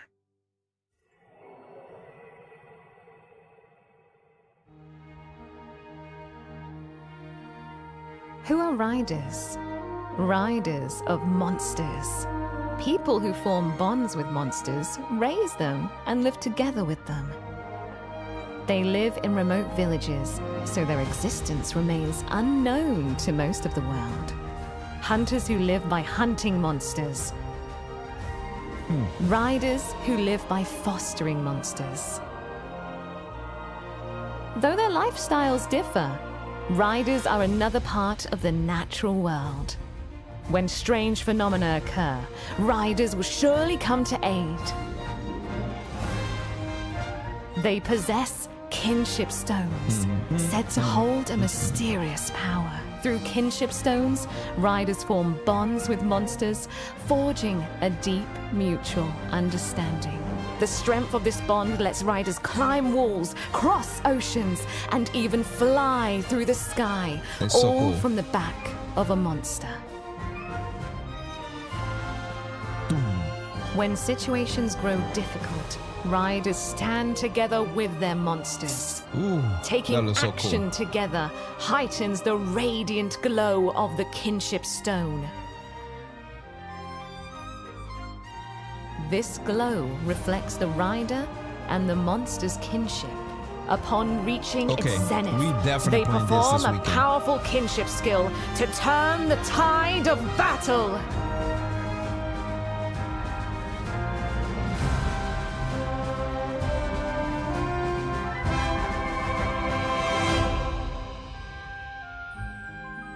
A special rider technique may awaken new powers within a monster. The rite of channeling. By channeling genes, monsters may inherit skills and powers they cannot normally possess. In one particular region, some riders identify as rangers. They focus on protecting monsters and the natural ecosystem. These rangers collect eggs of species near extinction and hatch them, returning them to the wild in a practice called habitat restoration. Through habitat restoration and the rite of channeling, riders and monsters gain greater strength, allowing them to fight as one against even the mightiest foes. There are stories throughout history of riders who stood against strange phenomena threatening this world. Riders bound in kinship with Rathalos, their loyal Palico at their side. Setting out on a fateful journey and So learning fucking the cool. true meaning of kinship.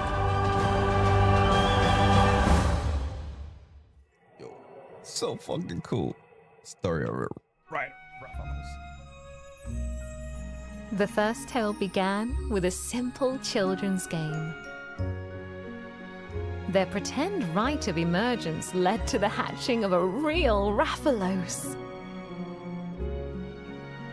However, their budding hopes were dashed Yo. by the sudden onset of the Black Blight, This Friday, we leaving definitely deep playing this game. scars on their hearts. We definitely playing this game this In a Friday. single night, The carefree lives they had known were gone, turned upside down as the Black Blight began to consume the world. Following the path of the Thanks first for those rider, hearts. Thank you for the hearts. young riders and hunters delved into the mystery of kinship stones, Man. learning their This game? destinies. Armed is with the the new truth one of coming out? kinship and their Wait. unwavering bonds, they stood against the Black Blight.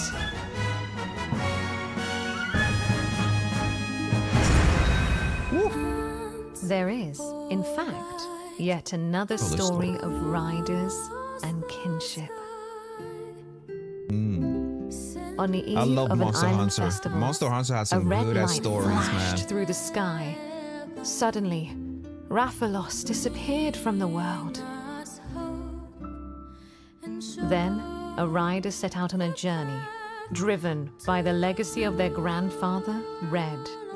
Their fate became intertwined with a loyal Palico Aww. and a Wyverian girl. The girl passed along Red's kinship stone to the rider, Yep. along with a Rathalos egg. As they traveled together to learn more about the red light and the Rage Raid phenomenon, the egg finally hatched. Pokemon! It's basically Monster Hunter with However, Pokemon The style. Rathalos born Minus from the it bore Pokeball. stunted wings, Ooh, not look at that. large enough to take flight. So cute. Its appearance matched that of a Rathalos fabled to bring ruin. So fucking Those cute. stunted wings, when opened, was said to bring the world to destruction. Meeting this legendary Rathalos Thanks for the heart. I altered really the appreciate rider's that. path Those are awesome forever. hearts. Spurred by their bond with Ratha, they discovered the truth behind the Rage Raid phenomenon and the disappearance of the Rathalos.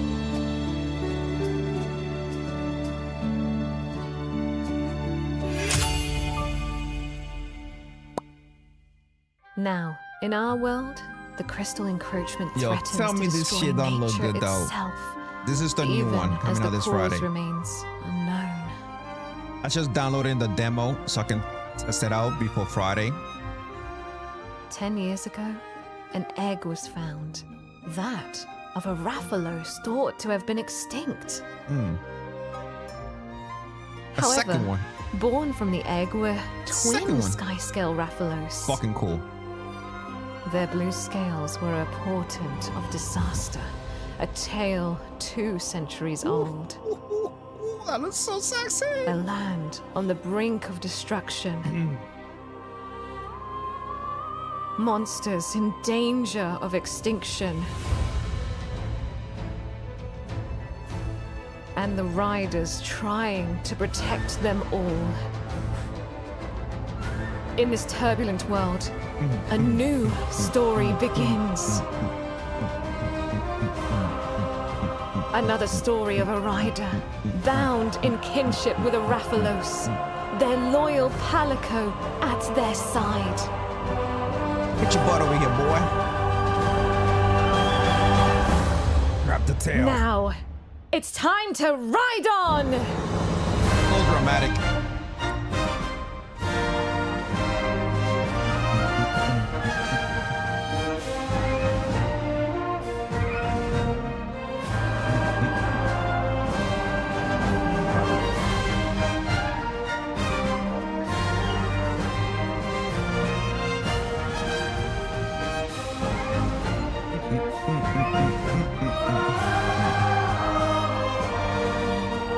Woo! This looks so fucking badass.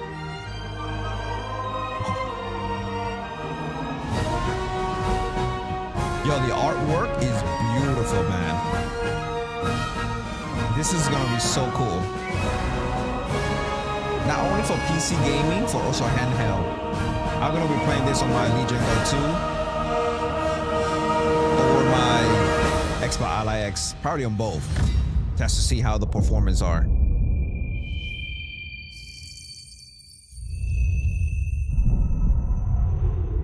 Who's that reflection? Definitely. We playing this this Friday. We are playing this on Friday. I'm probably gonna play this at midnight. Probably at midnight. I'm gonna be up on midnight just to play this. Yeah, they like Sprint. I'll go with this one. The premium one. A harbinger of conflict to come. This is the thing. I'm gonna probably go pick this one up here. $100 plus $100 worth it. So I love this fucking series. Oh my fucking god, I love Monster Hunter. Man, if y'all follow me, y'all probably saw me playing Monster Hunter Wild. Man, Monster Hunter Wild, it was the shit. It was the shit. There we go. So what we're gonna do, we're gonna continue watching the Capcom event. It's actually almost here. And it's done. And that's how I end up remembering this game's coming out. First up, players who link their save data will receive layered armor for the protagonist. Players who have save data on their systems from certain Monster Hunter titles can obtain the following layered armor to change the protagonist's appearance. Monster Hunter Stories save data will grant the Hakum Rider outfit. Monster Like Hunter Pokemon Stories 2 with Wings of Ruin save data will Power grant the Rangers. Mahana Rider outfit. And Monster Hunter Rise save data will grant the Kamura garb. Additionally, after updating the game to the latest version, players with system save data from the Wilds will receive the Hope Layered Armor set.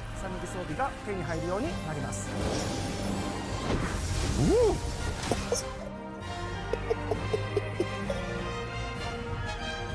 Yo.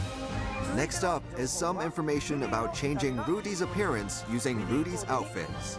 Look at that ice mode While was you can crazy. still enjoy the game without a Capcom ID, linking your platform account to your Capcom ID I am. will allow you to receive the Catcom Works outfit.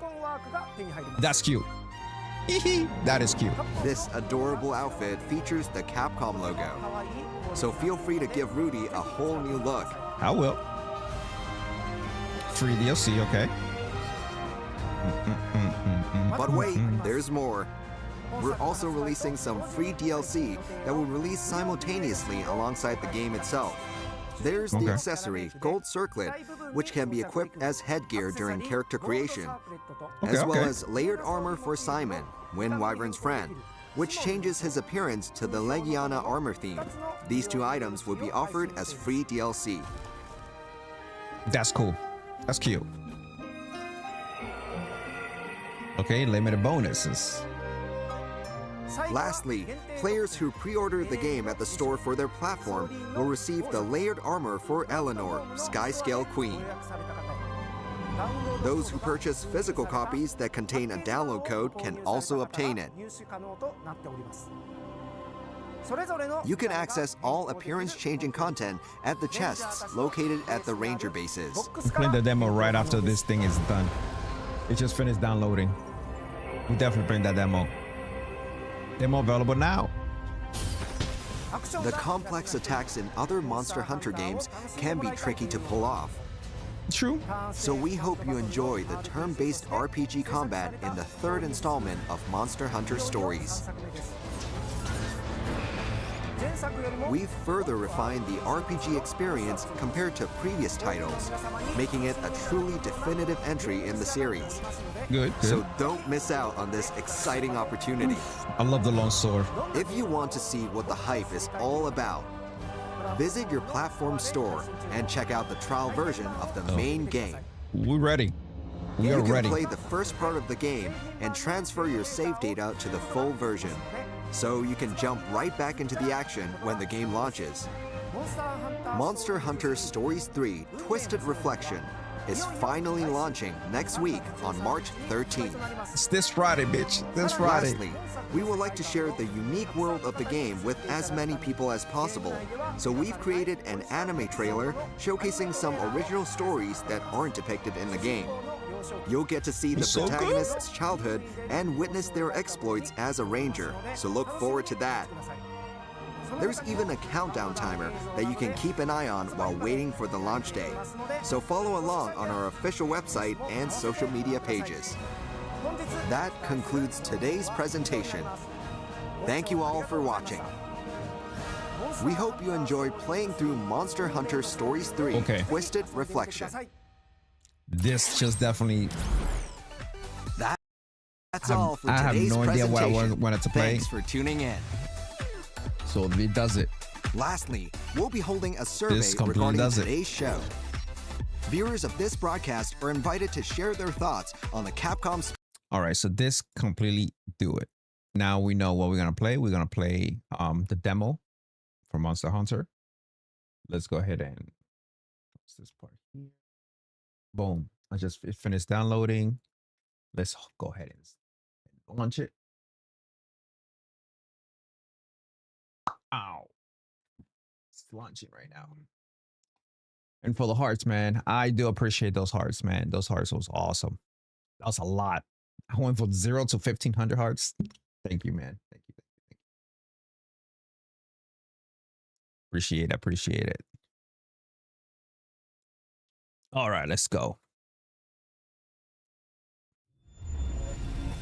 Right now, the RE engine is so fucking good. Capcom has a really good fucking gaming engine, especially what they did with Resident Evil freaking Requiem. Oh, that thing runs beautiful on the Xbox Ally X, and on the Legion Go. For some reason, it runs good, but for some reason, sometimes it kind of hiccup a lot easier. And for some reason, I cannot get it to pass. I mean, it stays within 60, 63 frame, and sometimes it drops to like 40, but it goes up. I don't know if it's the HDR. Sometimes I disable and enable it. Let's see here. Okay. That looks good to me. Yeah. All right. So far, so good. Component settings. Let me see. Those adjust them. Yeah. Let me go next. Let's go next. Yep. Let's go. Confirm. Age. Please don't look, people. I'm old. Yes. There you go.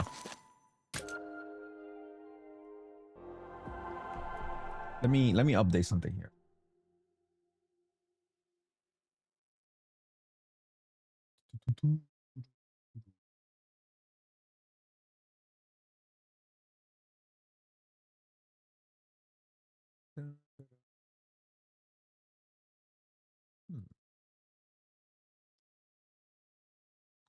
Create save.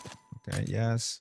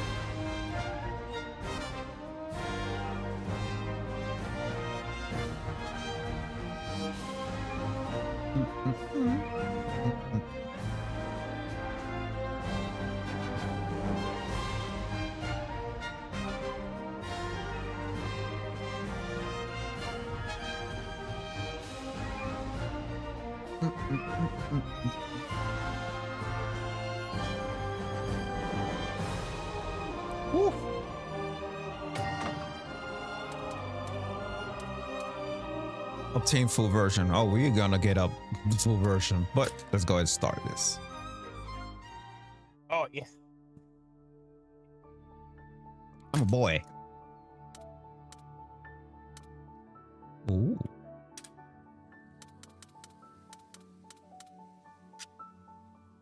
Let's see. What's this?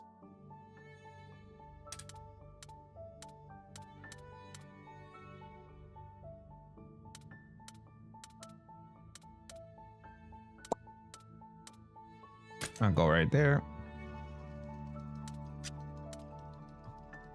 Skin tone is fine.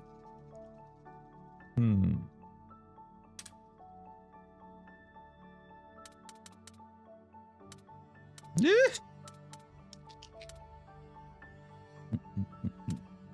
That's not bad. That's pretty good. Ooh. Samurai.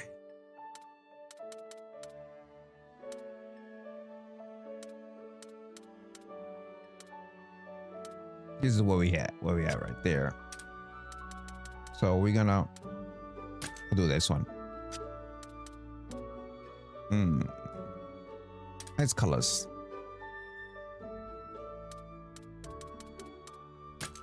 Oh no.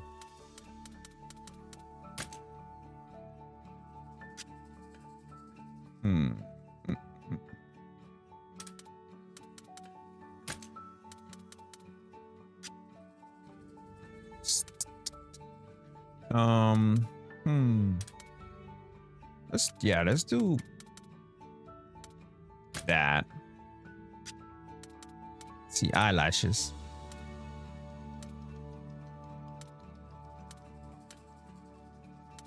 Nah, we do it right there.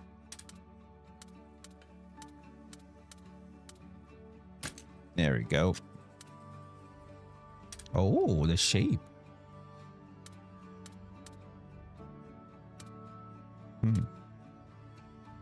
Nah, that's too much of a cat. Too stroopy.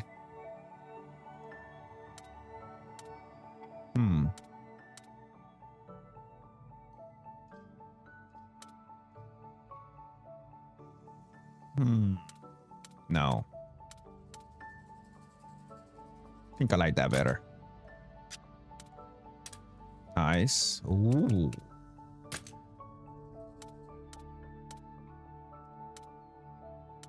Huh.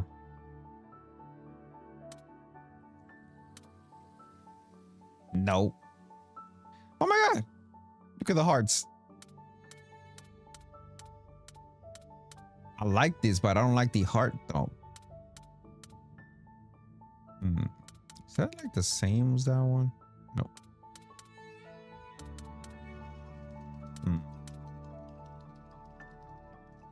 Okay, I'll go with that. Let's change the colors.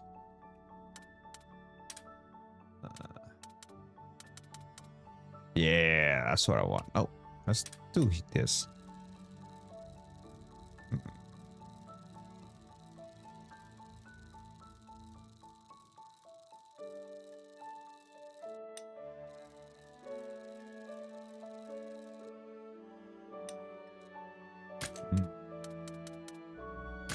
Go with this. No.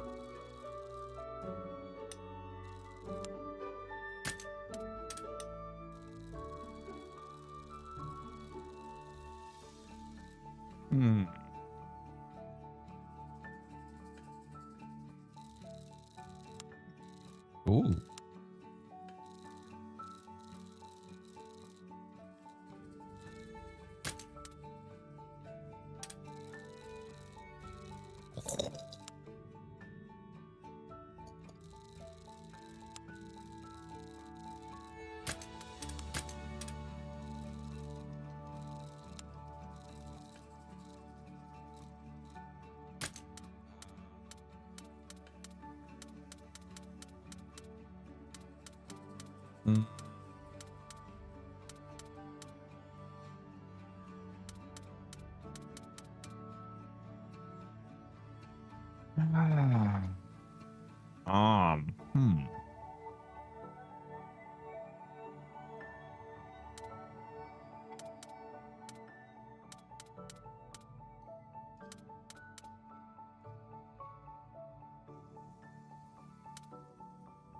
Okay, I'm gonna go over there.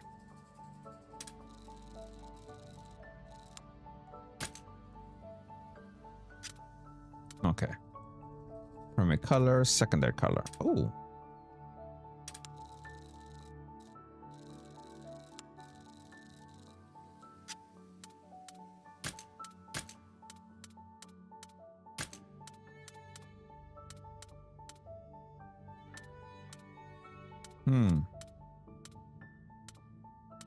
Ah.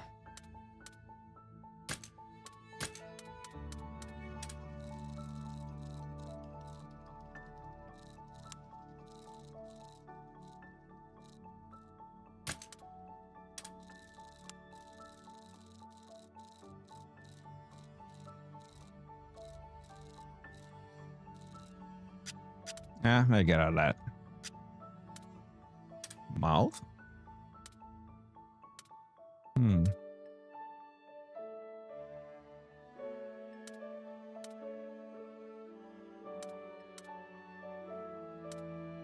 Oh.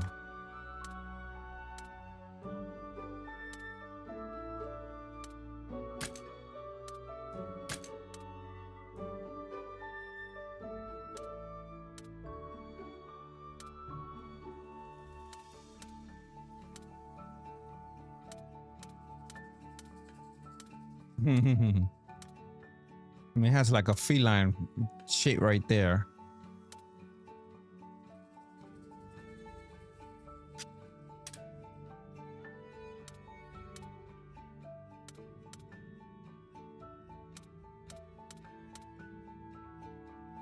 Like this size more feline, or this size more human. Look at he's doing this, but he's not. Okay, fine. I'm gonna go with that. Confirm. Actually, hair color. I'm gonna change the color.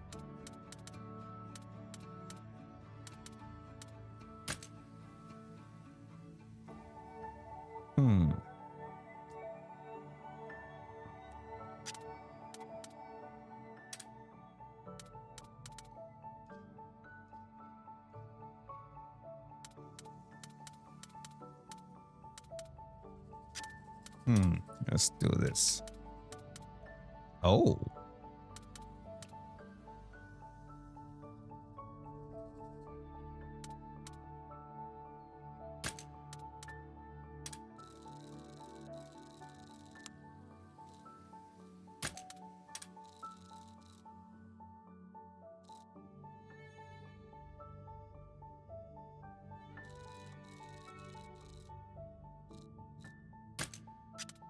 Okay.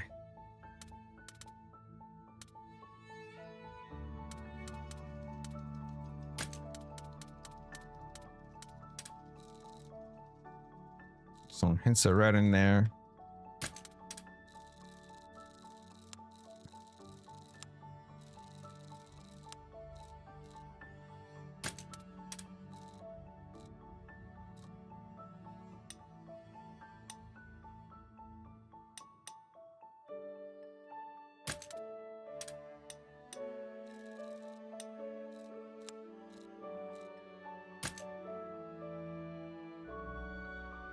Like brown, like doodle brown.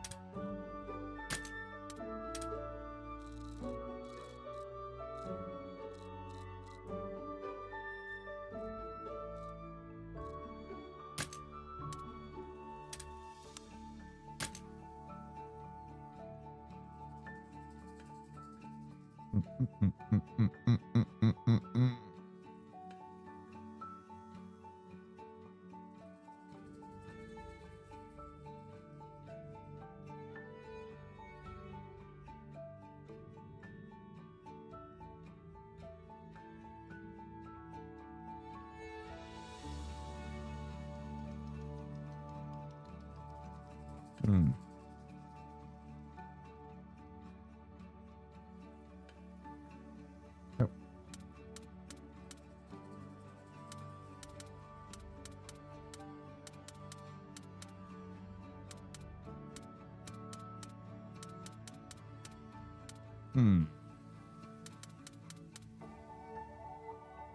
I don't think we're gonna stay. All that work for this. Stay right here. Okay, the hairstyle. Let's see. Yeah, I like that. Nope.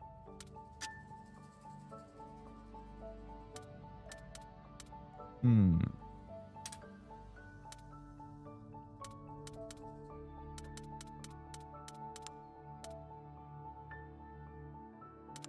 Hmm.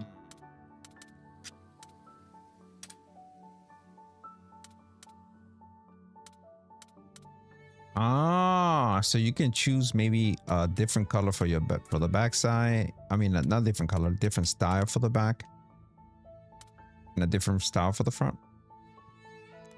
Let's play with that, right? In front.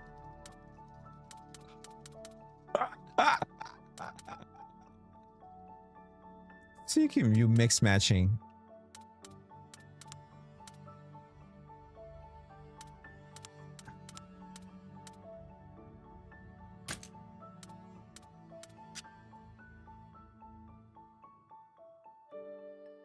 What the fuck? Now we're gonna go with this. That's what we had. Okay, monster hair. Oh, that was getting good now. Monster hairstyle, but you gotta get in the full version. Okay.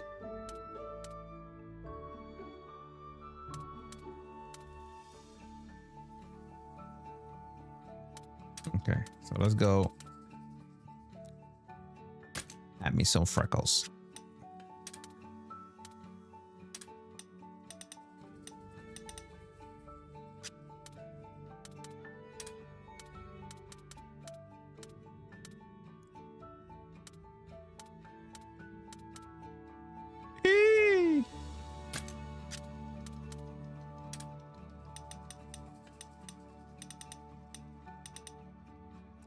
Highlight size. What does that mean? You can see there, but huh?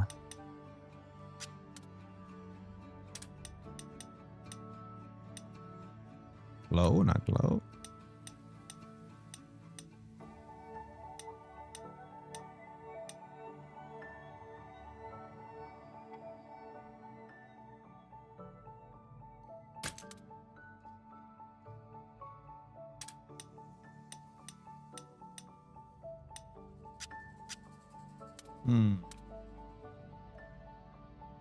I'd like to make it smaller. All right, fine. I'm not gonna do any of it.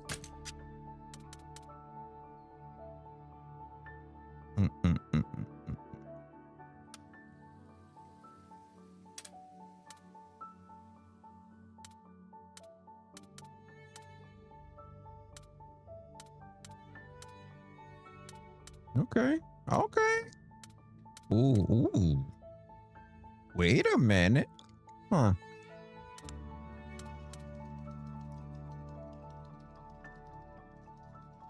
Ah, look at those ears. I like these so that.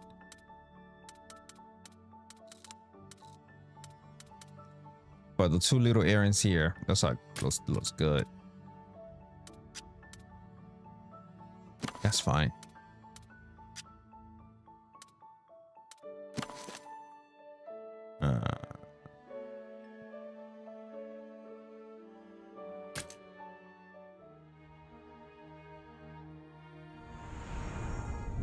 What?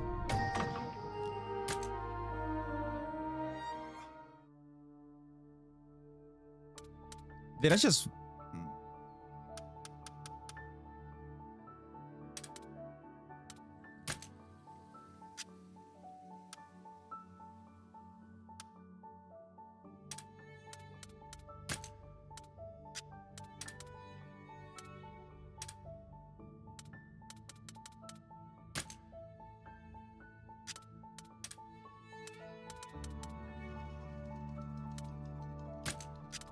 Fuck it.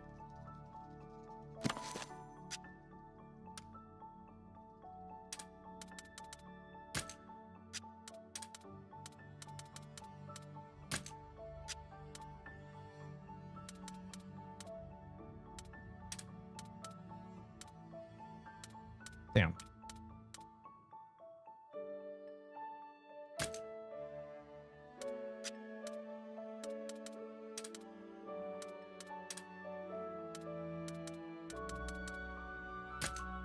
Here with that.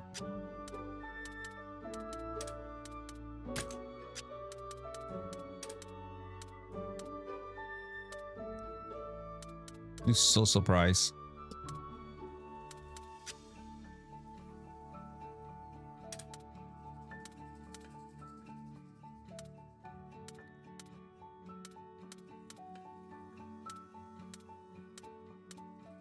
Huh. Oh, this is cool.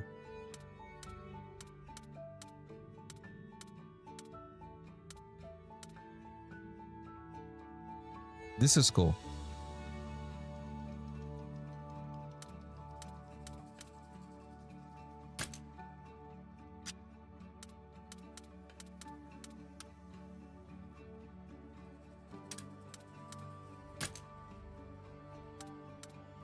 Yeah.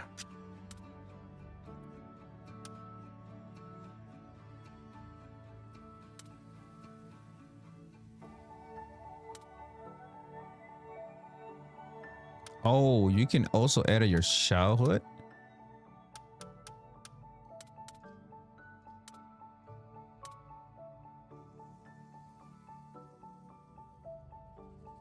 Childhood.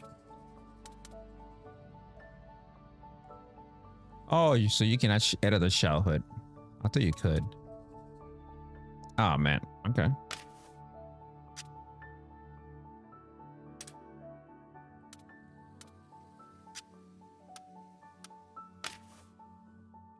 Ah, fuck it. We're gonna leave it as Leo.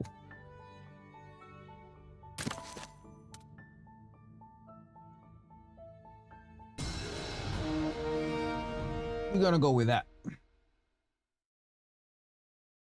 We're just gonna go with that. We're gonna leave it as so.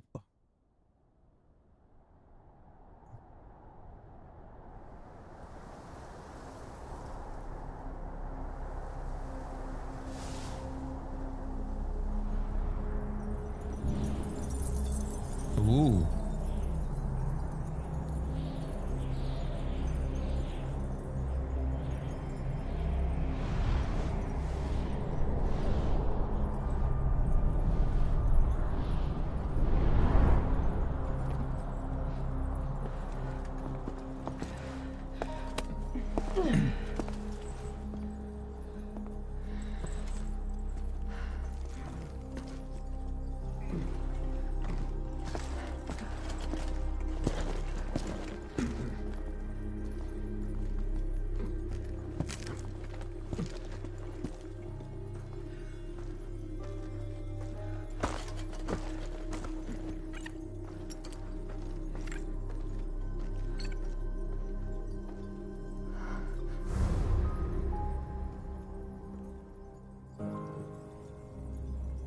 Wow. Everything is frozen.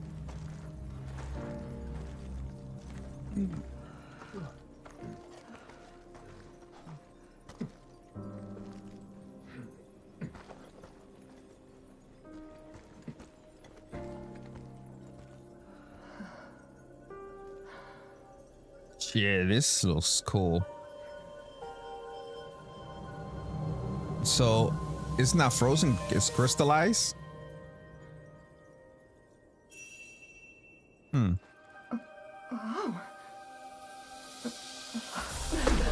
Okay, what is that I see?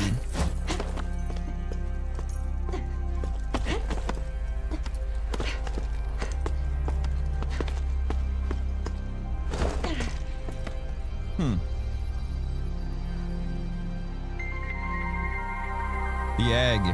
The Rathalos eggs. So the only reason he's saved because probably one of the Rathalos a long time ago gave birth and he got crystallized. Wait, stay back!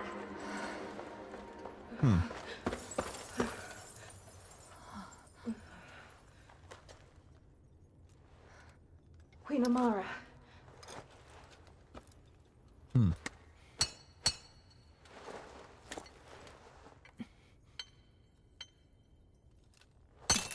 Ooh. Ooh. Huh. That's kind of cool. Trying to power to be very careful that she don't crack the egg.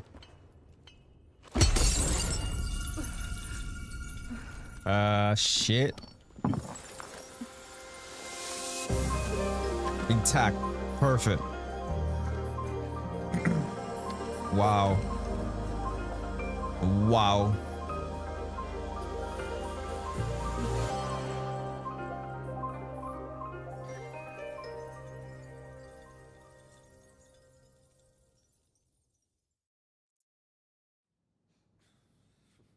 Hmm.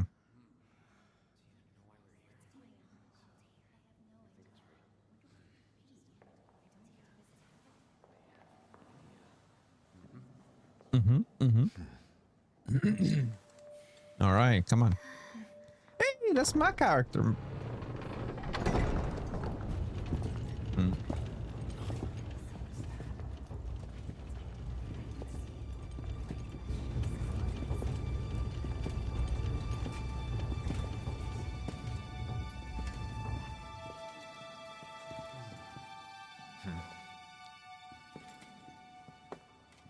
Got you a egg.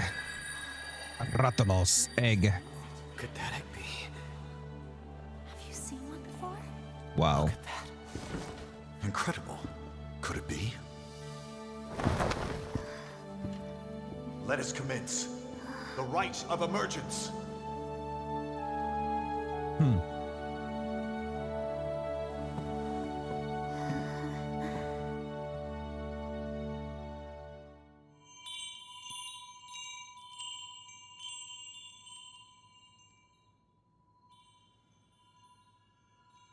We're gonna try to summon the beast.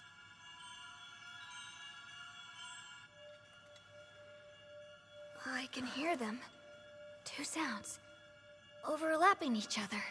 Ooh.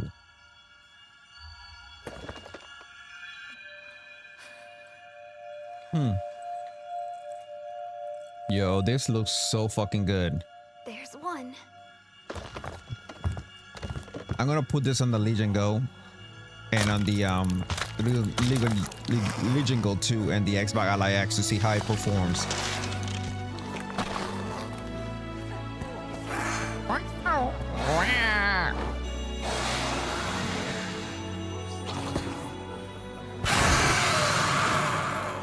That's a Rathalos, plain as day. Yeah.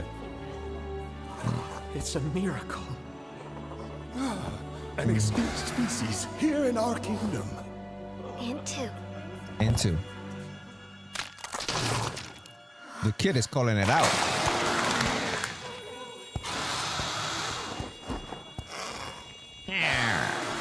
Ooh. They both got a glowing horn in the opposite direction. They're twins. An ill omen indeed. And look at their scales. Like those of the accursed sky scale Rathalos.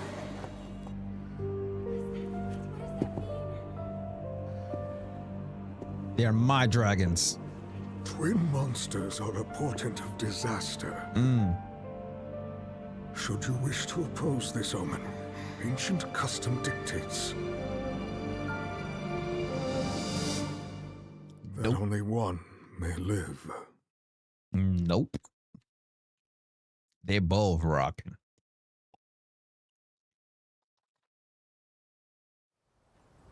Only one may live. That's not gonna happen.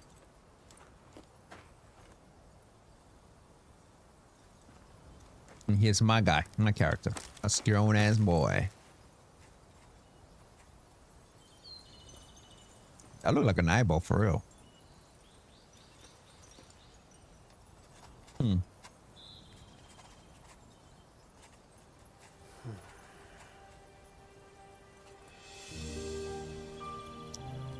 Prince Asuria Leo.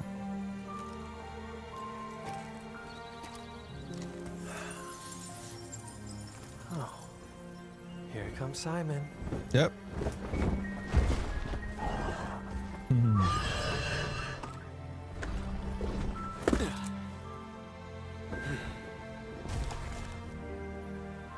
Simon Ranger.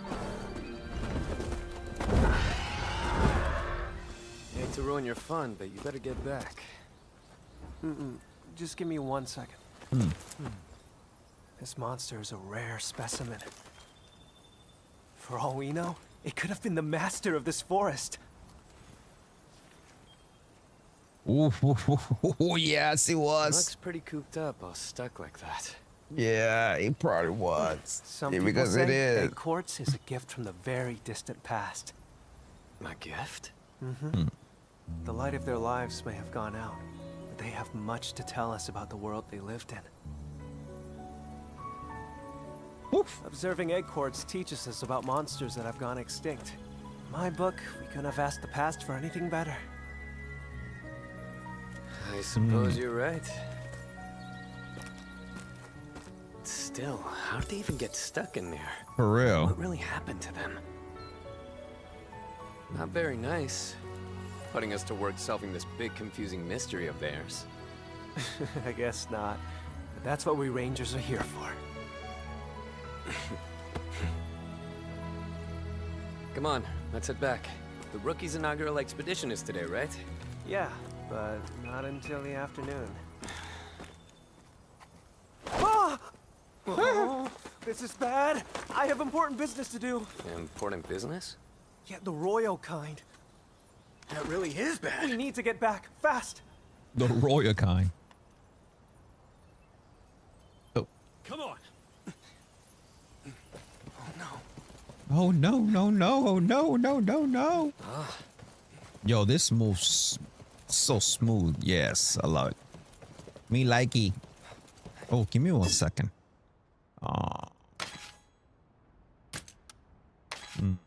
Yeah. Okay, so. Oh. Option. Okay.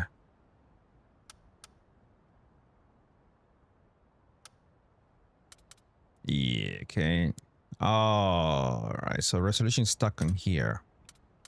That's not bad. That's 1440 is not bad. But I wanted to extend it out because I have an ultra wide screen. But I guess this is fine. It stays this way. But this. Oh my God. This looks so good. This looks so good. Hey, buddy. How you doing?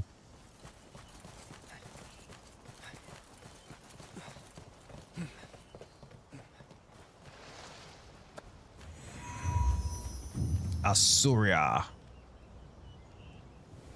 Rathalos!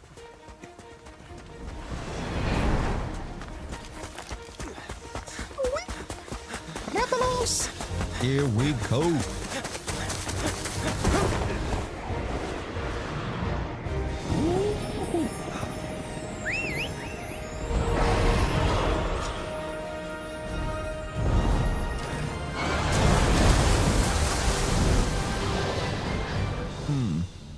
Tell me you didn't kill the other one. You kept them both.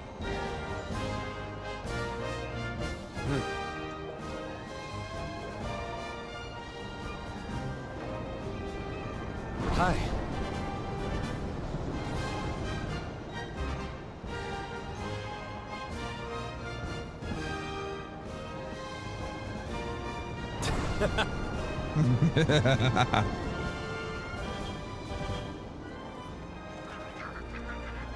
Yo, you don't got voiceovers, bitches?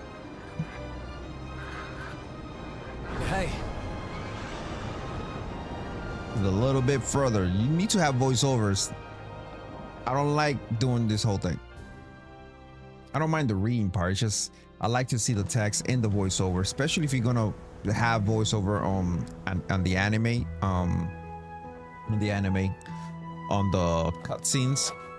Have the voiceover all over the place.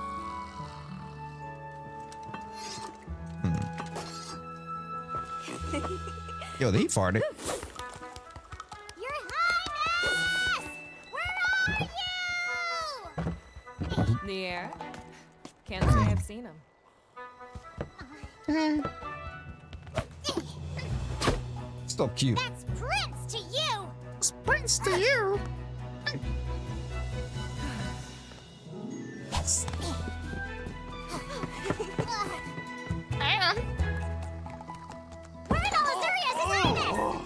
Keep it down. I'm you know- trying to sleep here. The ladder's elbow deep in egg quartz as usual. Yeah. That lad is your prince! And when is he expected to return? His tardiness? He should be back soon enough.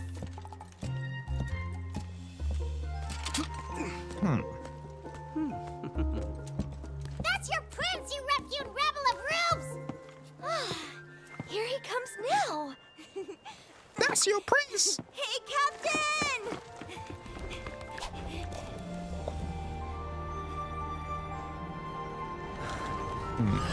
Better hurry. Right.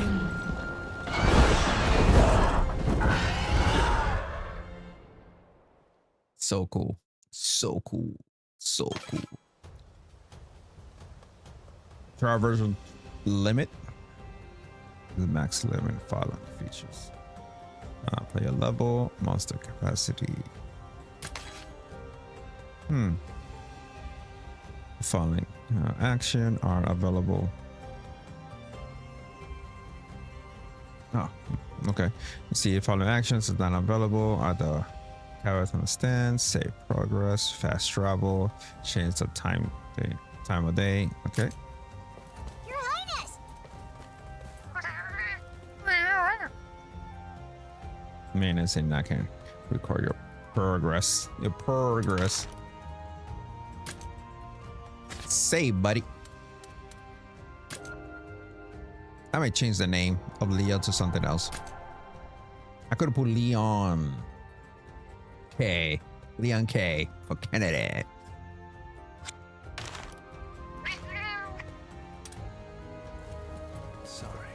Sorry. Hey. So you're laser focused on the egg squad. I just couldn't interrupt you. Okay. Guess I should have said something earlier. We better get back to the king. Yeah. Okay, fine. Oh, we got dinosaurs. Hey, buddy. Your Highness. Yeah, welcome back, Your Highness. His Majesty wait your return. Please proceed to the throne room at once. Okay. That way. Okay. Okay, so right bumper, give it, mark your objective. This will show the. Your Highness! Your Highness! Your Highness! Your Highness! It's so cute. Look at that thing. Look at the Polyco. It's so cute. Your Highness!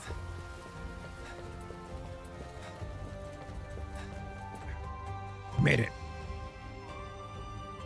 So far, so good. Your Majesty. Come forward. Yes. Yes. Please forgive my delay, Father. How go the Rangers then? Have you made any progress with the encroachment? Arcan. Not yet.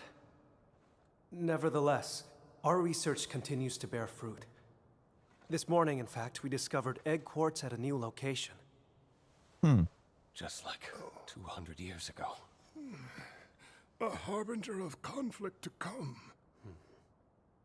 Conflict. They speak of the Rift War, 2 centuries ago. Records from that era note the appearance of crystallized monsters. And this has relations with Vermeil Frey. Forgive me, Your Majesty, but this resurgence, it cannot be coincidence. We have called you here to update you on their movements. We have received tidings of Vermeil mobilizing I'm just a arms. prince. What? The Rangers, too, may well be forced to take up arms when the time comes. Stay at the ready. At the ready? The Rangers aren't a combat force. They exist to They research exist for the kingdom. And you are the sole Rathalos rider in Azuria. Should the need arise, you will be tasked with duties only you can fulfill. Okay. Yes, sir. We have organized talks with the Vermilion envoys. You will attend as well. Me? Your Majesty, are you sure of this? What about it? It's just... What about it? If I may, Your Majesty. Yes, you may. Vermeil's situation is rather delicate. Our front relations have reignited protests over the incident from 10 years ago. Some denounce the actions of former Queen Amara, the Vermilion who married into our royal house. Entangling the prince in these political machinations will surely endanger him. No matter. This is an order. Do you understand? Yes, Father. Yes, Father. We shall summon you again. You may go. By Okay. your leave. By your leave. All right. That is kind of rough on us. What you gotta say? Why the long face? Your meeting go that badly? Yes, sir. It sounds like we're on the brink of war with Vermeil. Oh. Well, that would explain why the aristocracy's been so on edge lately. Okay, you see how they're doing this little voiceover here in the text? So whenever you talk to an NPC, they should do that regardless. So every text has to have a voiceover. Not have to, but it's preferable. Instead of having the audience or the player to be reading and wasting time on the reading, because it's nicer to hear the explanation of stuff versus reading stuff out. I've been ordered to join the Vermilion peace talks, but what good can I do? The king clearly has high expectations of you. It's a good opportunity. You should go. Easy for you to say. Come on, you must have heard what people say about me behind my back. Yeah, but I'm not gonna tell you. Son of the Turncoat Queen. That's what they call me. I hear it everywhere I go. The only talk I hear of Lady Amara is as the founder of the Rangers and an intrepid protector of monsters. We, me and the Rangers, have nothing but respect for her.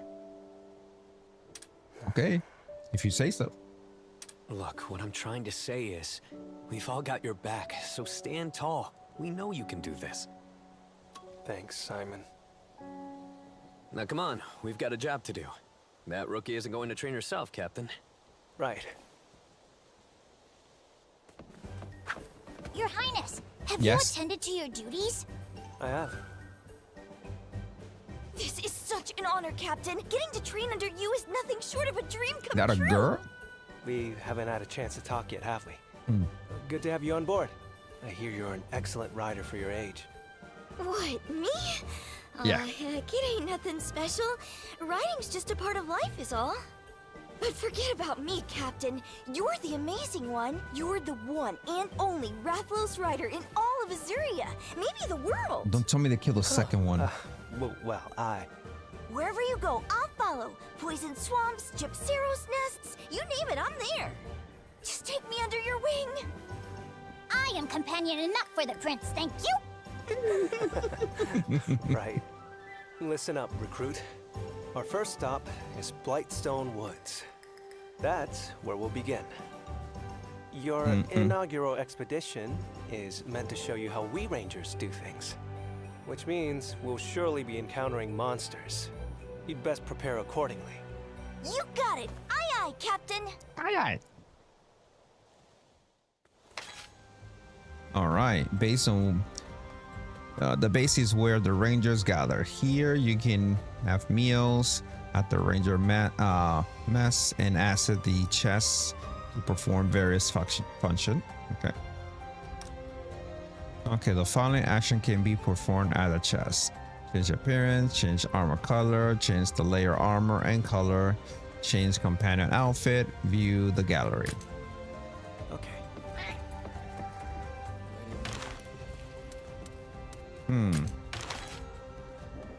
Okay.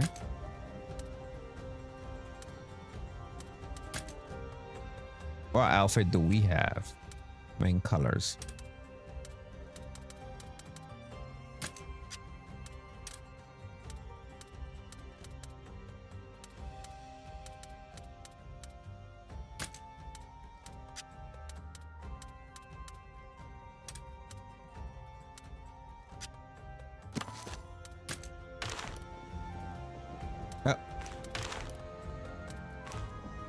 Hey, I just changed my color.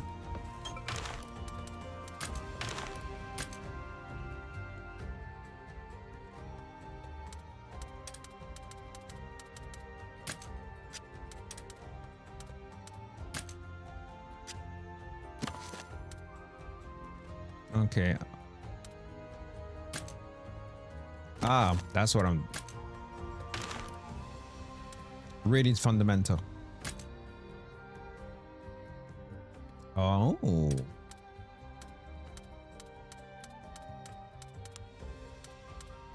Ah, okay.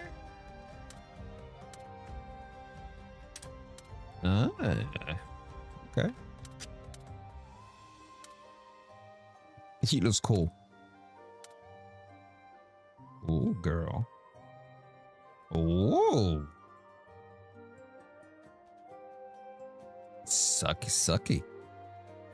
Got a nice little bum bum. Let me see, buddy. Good. Not bad. Oh, yeah, you're a child. What am I looking at?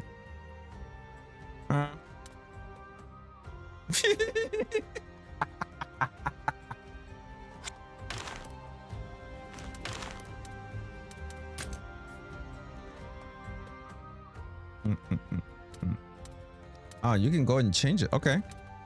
Got you.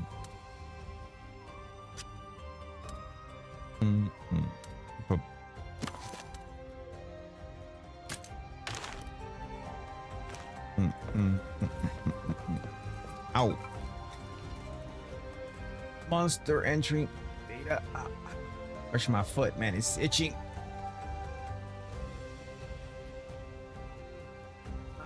Oh, then. Tagging along on today. Narration expedition may take. Sure, yeah, sure. What? Show the greenhorn the ropes. Okay, the narration expedition change for any aspiration ranger to lead. Okay. I'll give it my all. I'm ready. Okay. Right. I'm counting on you. Nothing to report.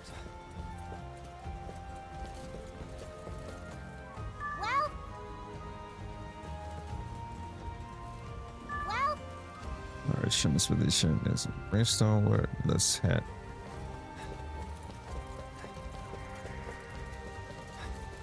Ooh. Oh, shit.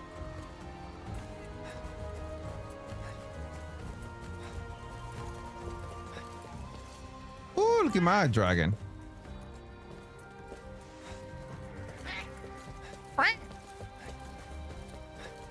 Hello, Your Highness.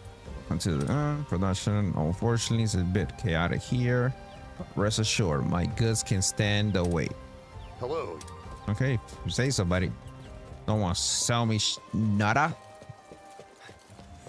Ooh, we in town. Whoa, look at the sky. Oh, no shit.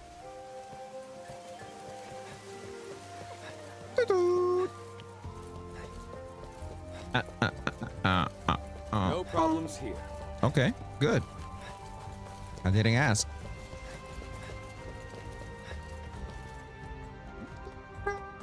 All right. Okay. Training time for the player. Okay. Oh, I didn't even read. I was just looking around. Look at the environment, though. Yes. Roger, but you know, Captain, I figure my inauguration expedition was going to be a blindstone, right? You are. I explain the details later. Well.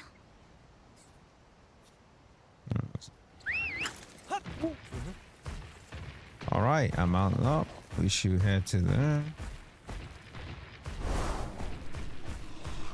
We just fly? Oh. Okay, Captain. If it locks. Okay. Oh. Ow. Wow. It's around here. Have the brake habit on the other. Okay. As a ranger, we can Let this stand. We slay the blind. Okay, monster in the field. Coming into contact with monster will trigger a battle. Running into one from behind will guarantee a protective strike. But if a monster hit you from behind, you will suffer a surprise attack. Okay, caution icon. Oh, okay. We appear on over strong monster. This icon can be one of two colors depending on the difference between your level. Yellow icon, the monster level is slightly higher than yours. Red icon, the monster is much higher than yours. Okay. Hey.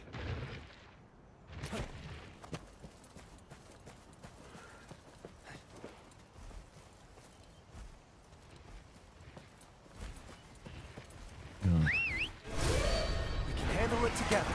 Got this! Wow. Hey. What's this? Huh. I will call the perfect opportunity to test the rookie skill. Look like the boss was just aiming for you. Yeah. Why don't you try handling this by yourself? Yes. Roger. I fight against the flea-footer velociraptor. It's a contest of speed. Careful. Draw. When you and your opponent are targeting each other directly, you enter a head-to-head. For the 3 attack type, power beat technical, and technical beat speed, and speed beat power. Keep that in mind. Okay, so power beats technical, and technical beats speed, and speed beat. Okay, it's like rock, paper, scissors. Okay, you gotta keep those basically in mind. God damn. Yeah. Okay. A head-to-head occur when you and your opponent target one another. When a head-to-head, deal heavy damage to the opponent when charged and kinship. Increase the damage you take. Let's do this. Okay. Clearly that wasn't the right plan attack. Oh, the opponent uses P attack too. As such, the clash end up in a draw. Keep an eye out. Okay, I will see in the target is so your highness, show the rookie how it's done. Praise. Prefer the speed attack. I don't need to it's a speed, technical, and power. So speed over technical, technical over power, and power over speed.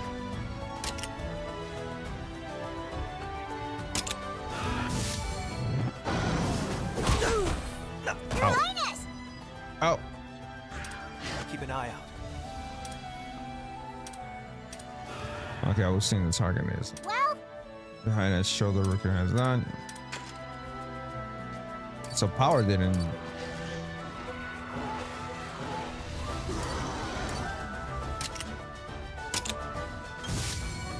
Nice. we did it! Well, Captain! Okay, that's the way, Captain. You. Okay. Next, aim to a double attack. You and your monstie should both use attack with a type advance. Double attack. If you and your monstie win a head-to-head while targeting the same opponent, it will result in a double attack. However, double attack will not occur if the rider uses skill. Double attack effects. Okay, deal significant damage to the opponent and greatly fill the kingdom. Stop the opponent attack. Let's see. Oh, but either the Rather or the have attack with the type advance against fellows.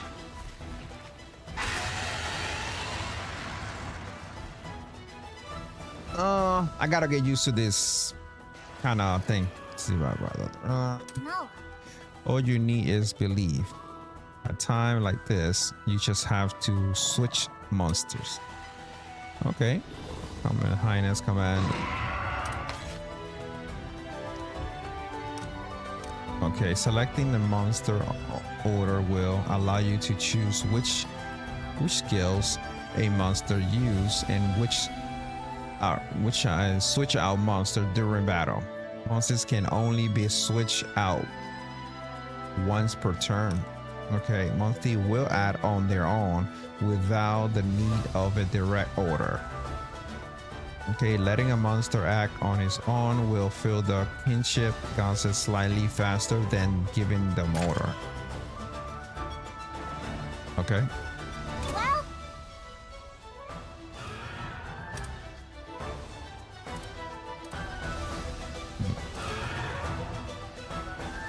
Your Highness! Okay. Till the rookie lowers the attack.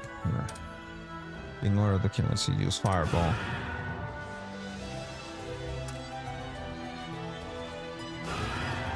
Your Highness! Till the rookie Highness order.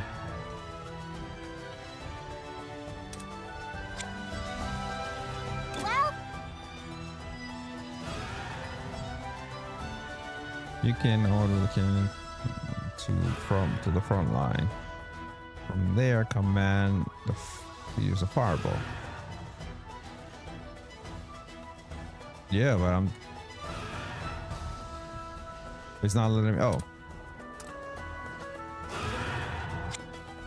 Your Highness! Well, okay. Your Highness! Shoulder. I'll keep looking here, but you gotta go up there. Counting on you. Yes! It's not slush compared to the bonus. Let's try double attack against it. Okay. Okay, Thea, you know what you need to execute? A double. Yes. Okay, the rider just have to use the technique attack.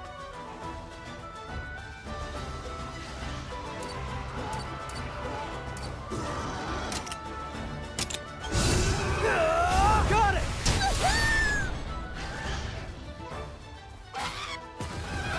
Nice one! Okay, I'm Mr. Captain and making a display of double attack mastery. Double attack allow you to deal huge damage and avoid enemy attack and it boosts your kinship. And I only want seeing something coming this way. Seriously? Jumping. Seriously? To the head of the pack. Yeah, brace yourself. Okay, no wonder this leads to those other crests. So, listen. I doubt normal attack will suffice here. This might be a good time to use skills. Many skills are powerful, but they consume stamina. So think before you use them. Okay, that's the stamina. Stamina may recover naturally, but be careful not to overdo it. Okay, select skills in battle to consume stamina and use inactive skills. Some have an attack type and can trigger a head-to-head under the right condition. Stamina recovers slightly at the beginning of each turn. Okay, and your active skill vary according to your weapon. Okay, available active skill can further increase by adding a decoration. Okay, now then, let's see some skills in action.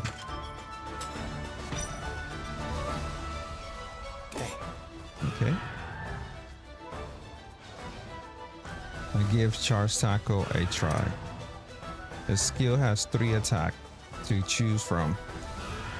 Pick one with a type advantage over the opponent.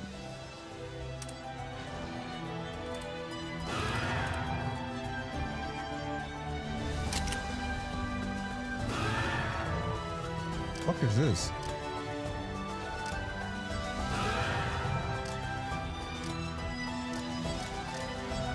Okay. Oh. Okay. You did it! You did it, Captain. So, listen. Unlike normal attack, the skill can reduce a monster. This will make it easier to slay monster to make sure to plug away all at those wyvern gods.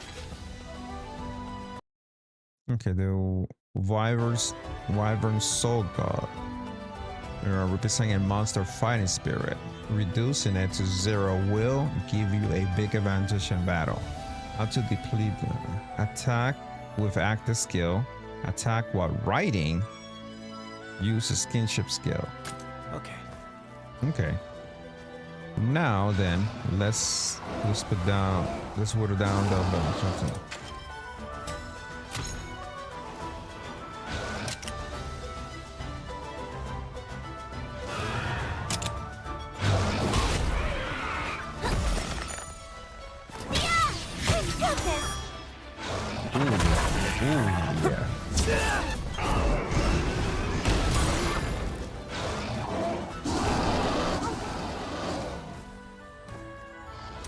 Yeah. Okay, when enraged, monsters tend to charge up their attack pattern. In fair warning, attack tendency also changes depending on in monster form. Okay, monster will undergo transformation during battle. When a monster transformation occurs, the behavior and attack type of that monster will change. For some monster, other ability may also be enhanced.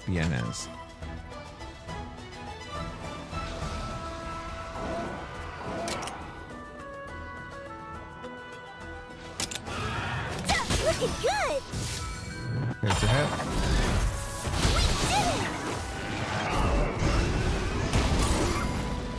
God damn. Okay.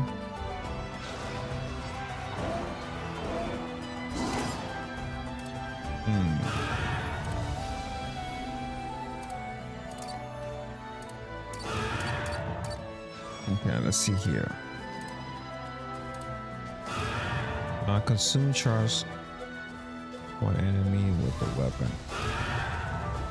Required charge 2, level 2. Oh.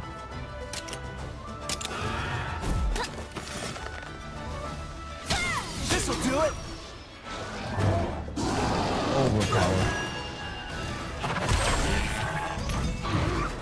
Nice one! There goes the one. Also the bells. Just down. Time to go out and finish it with this. Cyclone Rush? Keep pushing!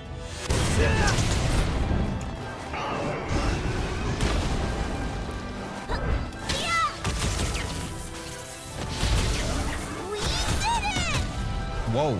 You did it! So, listen. Okay, Synchro Rush deal tons of damage. Don't miss the chance to unleash one when you can. Okay. Synchro Rush. This is a synchronized attack, okay? A Synchro Rush can be activated when a lone monster is tablet, whatever. If you choose not to use a Synchro Rush, the monster will remain Sync Rush effects. Inflict massive damage and greatly charge. Okay. Yeah. We did it! Okay. Good work. That was pretty thing. Thea, Yes. combat. Yes, I think I handled the next battle That solo. should work. Okay, glad to hear it. I'll be counting on you. Okay.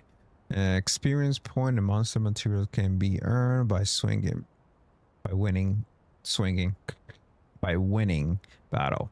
Experience point increase rider in monster level. Monster material can be used at the smithy for forge and upgrade equipment. If you're If your heart reaches 0, you will lose the battle. You can then restart from a nearby caravan stand or other location. Certain battle will give you the option to retreat if you are defeated. When a battle is finished, HP and heart will be fully recovered or normally. And status will to be cursed. Stamina will return its base value. Okay.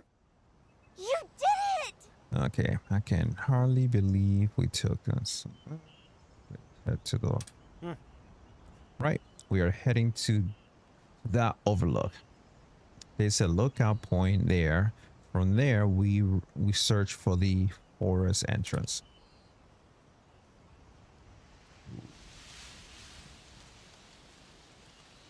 Yes. I see. So that what we are. That's what the overlook for. Let's go check it out. Well.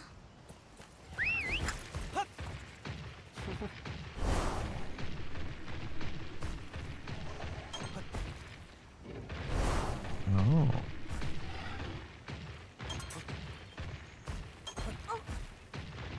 Okay. Okay. Yeah. Here we are at the overlook. Now head up to the point. Roger. Although, Captain, I thought that wouldn't climb lookout points. No. Correct. I have bought a capable of climbing the wall, switching between monsters, let you go all sort of places.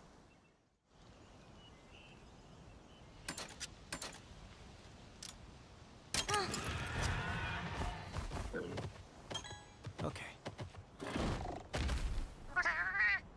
Okay, greeting, Leo, and I suppose this is the fresh face to the ranger rank I've been hearing about. Yes. Nice to meet you. The name is Thea, and the newest ranger recruit. Who exactly is this kitty captain? Is explorer feline. They travel all over the world, drawing up maps whenever they can. Okay. Okay, we charge up the map, point across the land. If you talk to one of us, we happily hand you over the map. Speaking of which, here's a detailed map of the region I survey. A fitting gift for a rookie setting of their inauguration expedition. All right. Well, thanks so much. Having a map like this will make visiting a new place super easy. By the way, Accidentally allowed me to introduce you to how to use the lookout point. Could I borrow your spyglass? It would be my honor. You should be able to observe the path to the wood from the spyglass. Okay, let's do it. Let's see. Now, where is the entrance to the Brightstone Wood? Why don't you try looking around? Look at the right.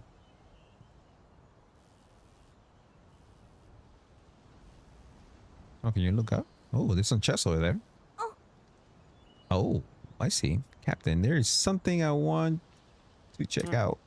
Okay. Then you should look at the icon. You did it! I guess I'm more crystallized and further we go. Which means we should be able to take that road to Blindstone Wood. Well. You figure it out in no time at all. Now we know which way we go. Lookout point can be used for discovering all sort of places. Be sure to look for point of interest when you have it. When you have the time. You can also place markers so you don't forget the location. And it says chest. Ooh. Oh, my family veneer. Ooh. Oh, what the flick?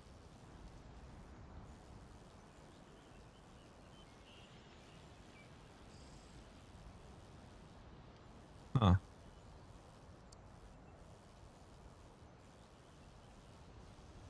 Yeah. Ooh. Okay. Can you zoom in? Can you zoom out? Okay, our windmill farm. Easy for us. Oh. Okay. Oh. This is where the monster. This is where that monster. What's this? Oh. Hold on. Find a flag. Oh, no, it's Rathilan.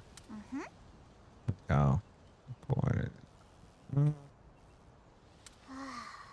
Oh dear. My first stand. Yeah. All right. All right. So we have a map now. Okay, you can view the geographic information about the location on the map screen. Marker can also be set. A mini map is display. Okay. Ooh. You can view the following on the story screen: summary of the story, events, explaining certain items. Okay.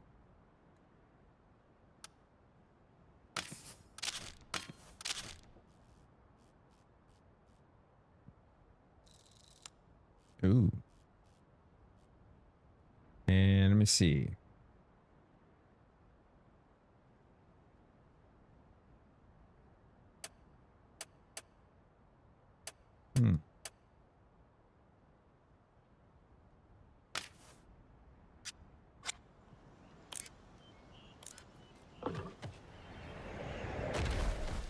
Oh.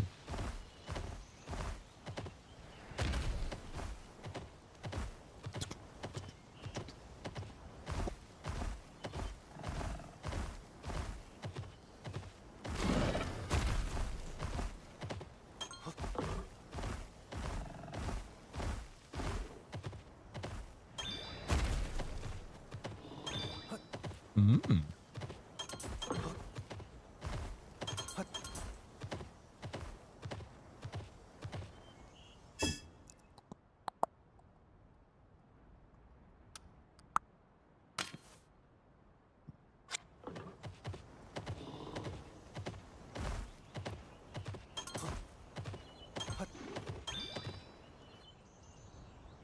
Ooh, nice apple tree. The fruit on that tree is ripe for plucking. Maybe we should do some gathering before the inauguration. We sure could, although grabbing fruit from just a tall tree would be a great pluggy job. You can count on the monster at a time like this. Hit the tree and breach. Okay, terrain point. Okay, you will occasionally acquire trade items and trade points while gathering. Trade points can be exchanged for items at the Merlink's Exporium in the city. Well said, Captain. We always wanted to see a long break. All right. Okay, if you insist. Yes, Ratha will show you how it's done. Okay. Okay, while riding. Attack would be okay. Gathering point and acquire a large amount of items. Some wall in the field can be broken while the melee attack. Okay. Ooh. Hold for move camera. Okay.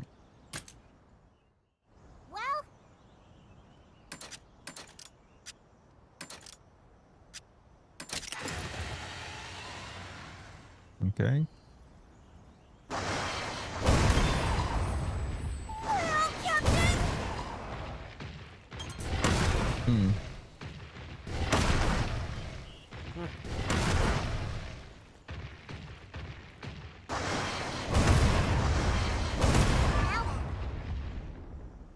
Okay, Position is heading up. Ooh.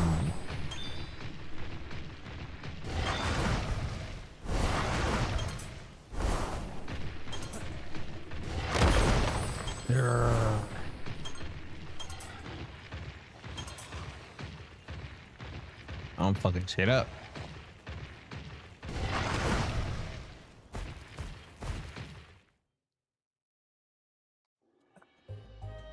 Right, we're here.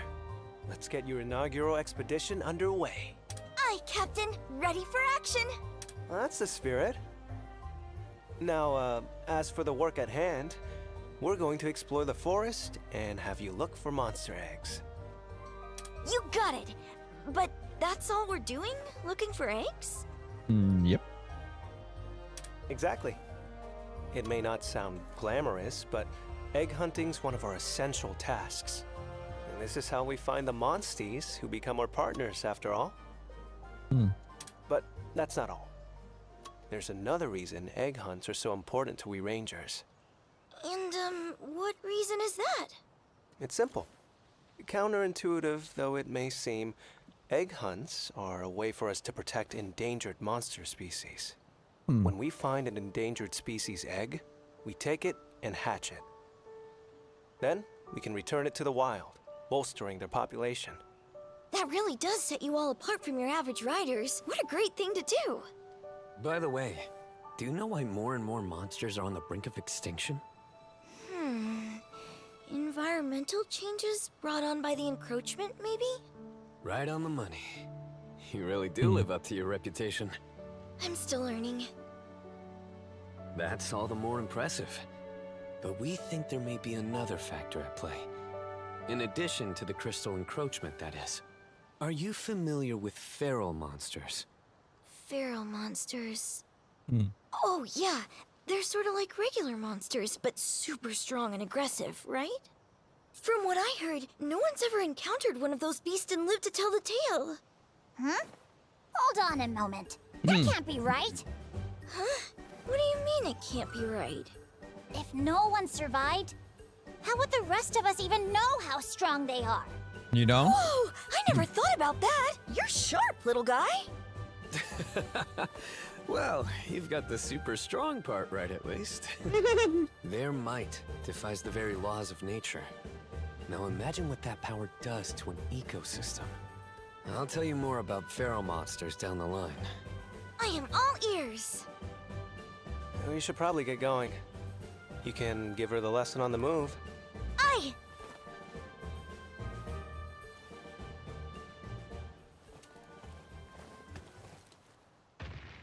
By the way. Okay, there's a plant action pass we can harvest. Okay, climbing is essential preparation for any monster encounter. You can make a potion by combining the herb with a blue mushroom.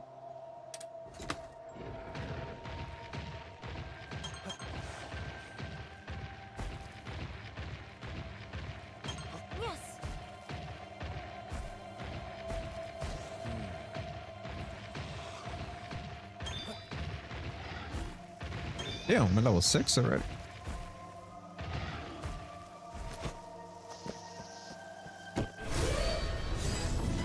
Surprise attack! Are you okay? Don't push yourself. Okay. This slashing weapon is especially made to deal damage. Charge attack. Charge. By swinging head to head. Okay.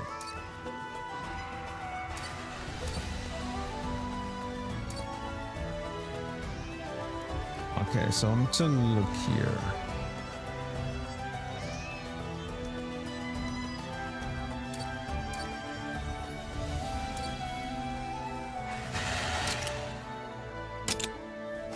Amazing! Got him! You did it! I'm about to say. Oh.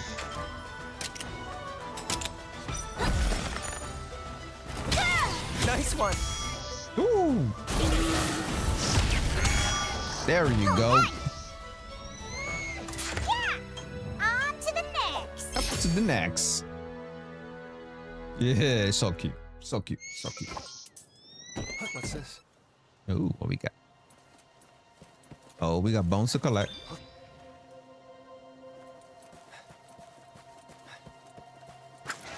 Go.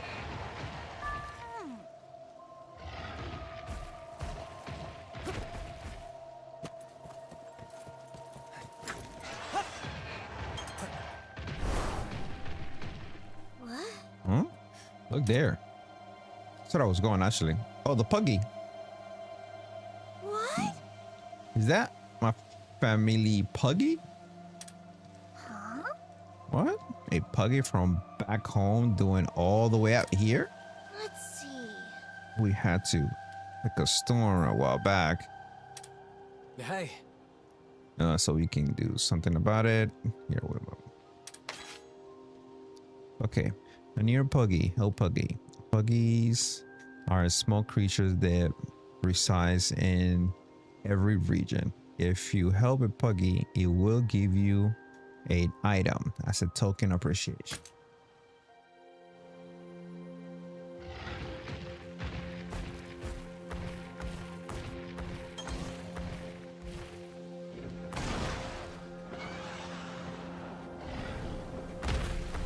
Okay. Oh, you found a puggy! What's this?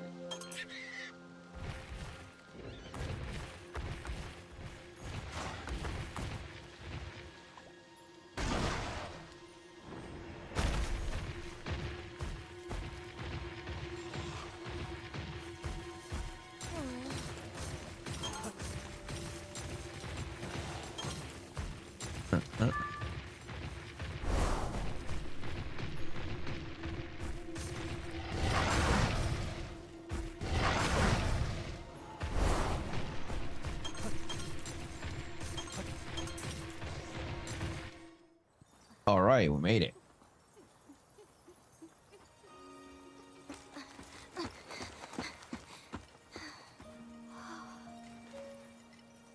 Wow. I'd heard the stories, but this is something else. It really does look like a giant egg. Well, they do call it egg quartz for a reason. What's that inside? A Kezu. You hardly see any these days, but they were once pretty common. Is it, alright to touch? Of course. It's not like you're going to hurt it.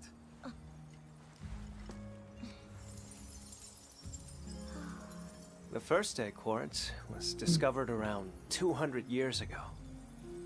After that, however, there were no other discoveries until 10 years ago, when people started finding egg quartz everywhere. I wonder what changed. No one knows. There's no rhyme or reason to where egg quartz appears, or what monsters it encases. With that said, I think getting to the bottom of the encroachment is our duty as Rangers. Unraveling the world's greatest mysteries? Man, the Rangers are so cool! This is when most rookies get cold feet. Courage is commendable, but safety comes first. No matter what happens, don't forget that! I'll take that to heart, sir. Sir? Sir? That's not bad.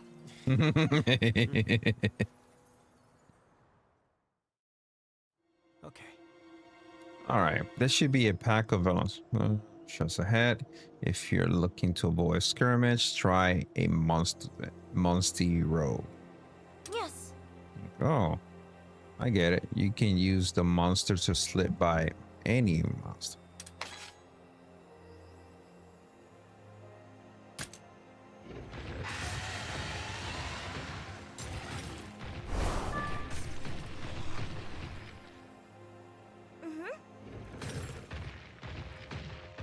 Okay.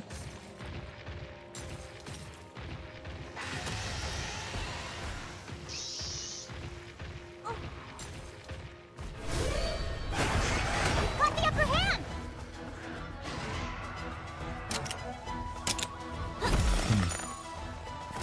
You piercing shot. You did it! Only one down. Oh. All right. 2 down. Get him! You did it! Yeah! On to You the brought all the next. puggies. That was cute. That was cute. That was cute.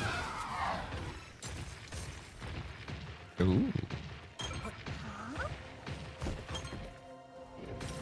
What's this?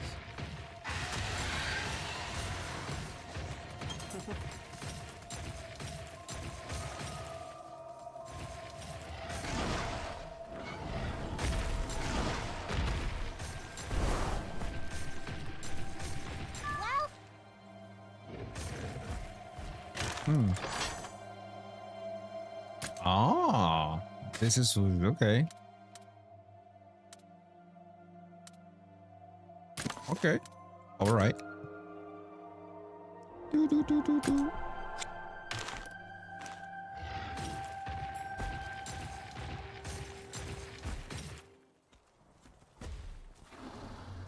Huh.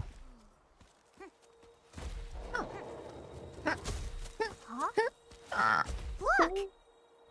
Oh, the eggs. Yeah. Monster eggs.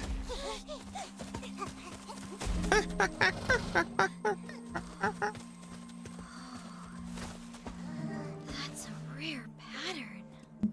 Are they bird wyvern eggs? It could be an ultra-rare endangered species! I wouldn't get my hopes up. Oh. Look, the calling card. I recognize that feather! Here it comes. Oh, this thing. I knew it! Hapalulu! Watch out for aerial attacks! Rudy! This is nothing! We're not backing Yo. down! Bring it on! That polygon got hard. It's hostile. We have to calm it down. Ratha!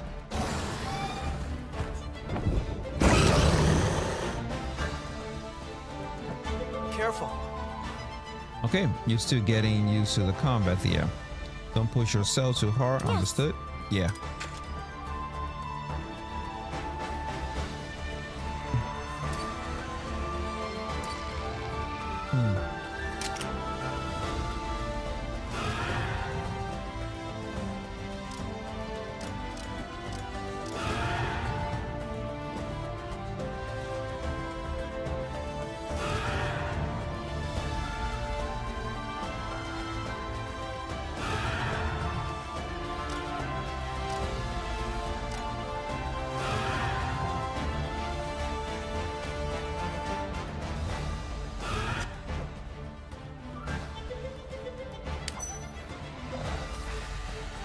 Okay, let's see here.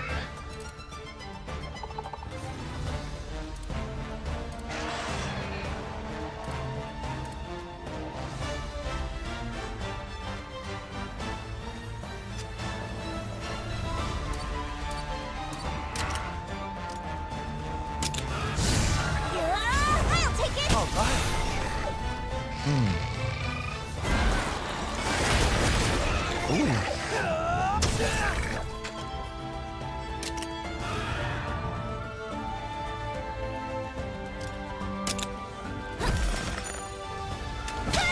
Now's our chance. Vent strike.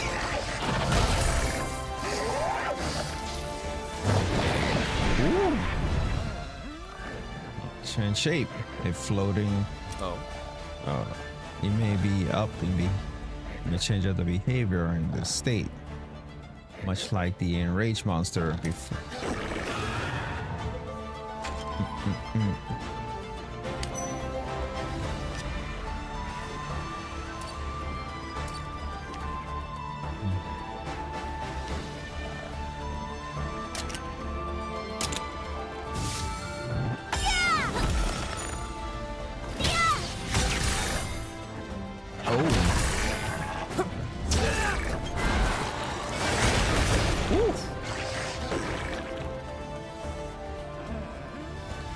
I don't like the way it looks. Let's do this.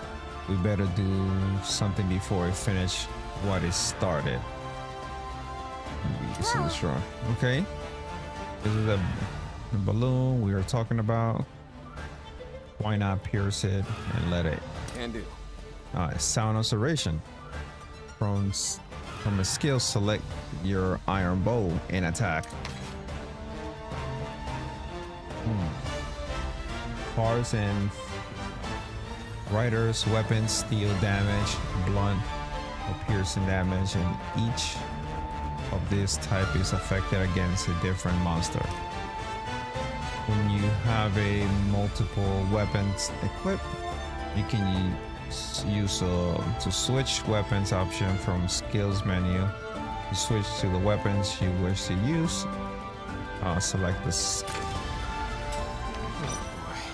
Attack with your iron bow. You can swing.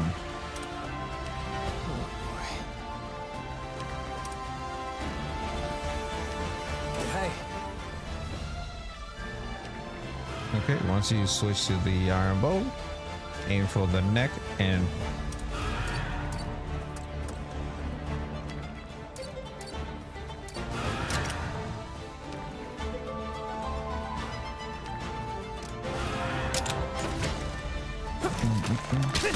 Nice one! okay. Looks effectively. All right. Good, keep it.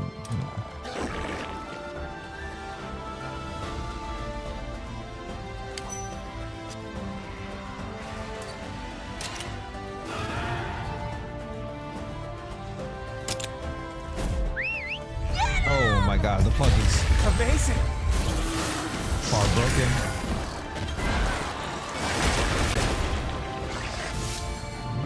You can do it! Oh.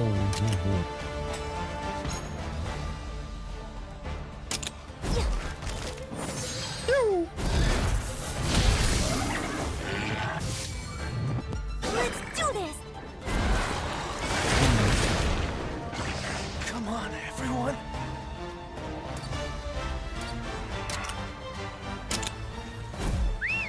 Oh, again, Puggies. There. This'll do it. You Far did broken. it! You did it. Your Highness! Now is the perfect time for a sync rush. This'll do it. Woo! Damn. Everybody get in. How about that? Oh, y'all look nasty.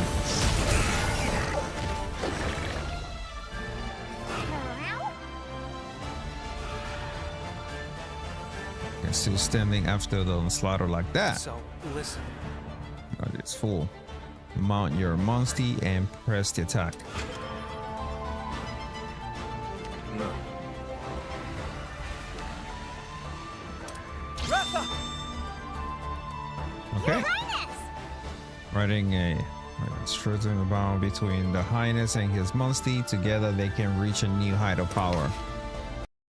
Okay, you can ride your Monstie once. You can see that it is filled.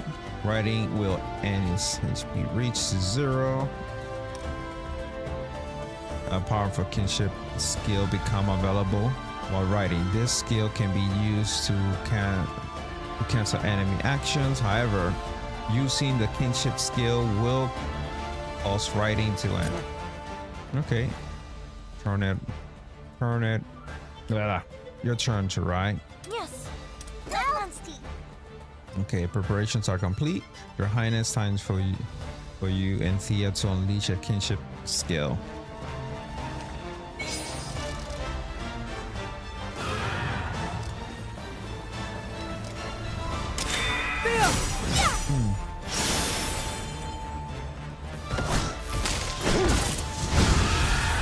You ready, Captain?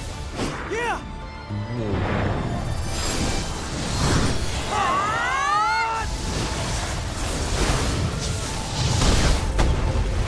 Woo! Good job. I'll give it my all. Hold down. He's still up. Many had made light work. Good work. Well done. Oh, it's too early to celebrate. Something's coming.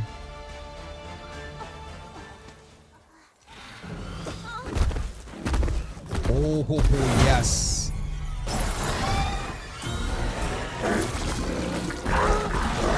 Look at Tom. Now really, units like them. What's gone into that monster? Look at that. It's gone feral. Crystallize. Woo. Okay. That's a fur monster. Indeed, it is. Careful. Head up, Leo. Everyone. How can we supposed to fight a fur monster? Look at those crystals. That definitely are unusual. Via hitting them. Okie dokie, I'm on it. Are you okay? What? It countered. Okay. He seemed to have been to hate being attacked there. We need to destroy the crystal. Okay, yep. It's too dangerous to attack it now. We must look for the right opportunity to break it apart. Okay, attacking a crystallized part on a feral monster may result in a backslash counterattack. Different monsters unleash backslash while a different state, so be wary of whether they counter before after transformation.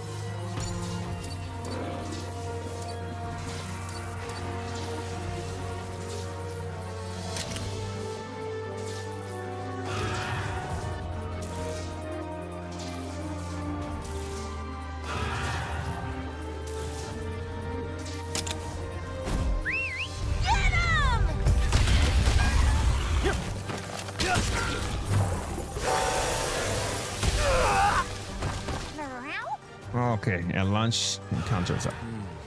It's a dangerous attack a crystallized part. Ooh. Ooh. Hadouken! Oh, we have never heard of a using lightning. Or have the enroachment infuse their ecology as well. Then if we break the crystallite part, we don't have the upside yet. Okay, feral monsters are capable of using powerful feral attack, but these can be weakened by destroying the monster crystallized parts. Additionally, a feral monster gun will be more easily depleted after it's used a feral attack. It's just me. Oh, look worn out. I see.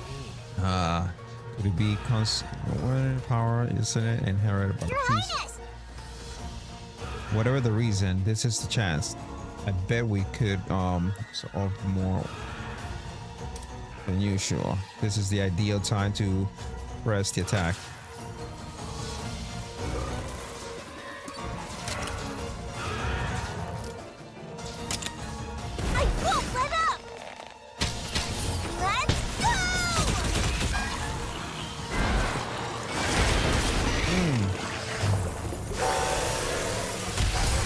Damn.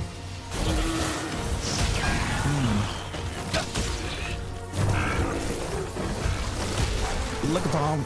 Watch out! Okay. Hold it. The forelimb was something. For the forelimb look capable of inflicting devastating injury. I suggest to break them. Oh. Now just a moment. I concentrate attention to those land. If there is a less powerful floating around now. Possible.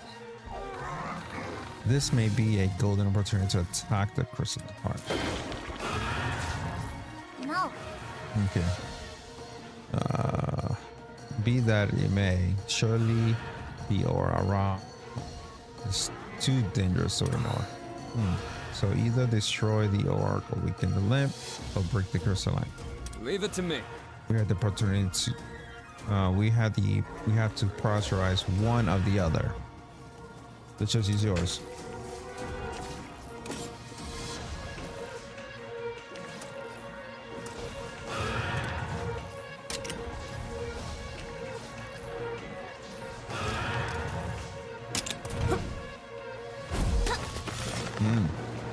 Okay.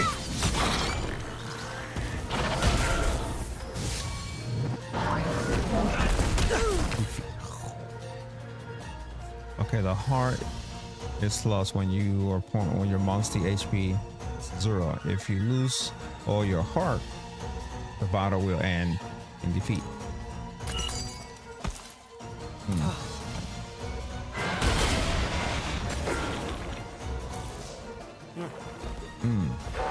Alright, it does end the counterattack when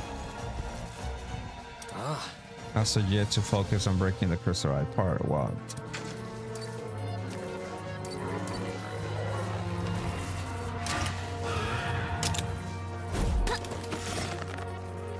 Come on. Nice one. What?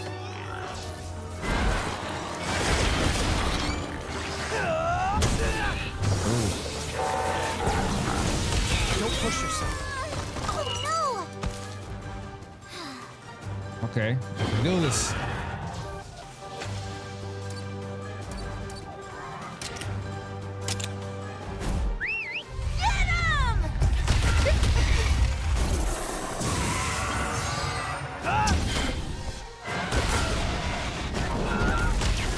Ooh.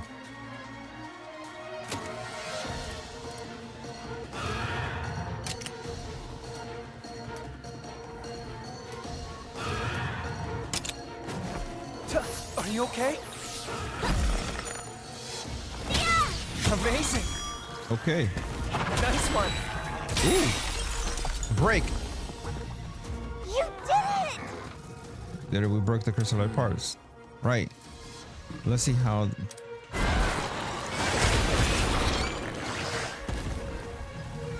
Good, Munster.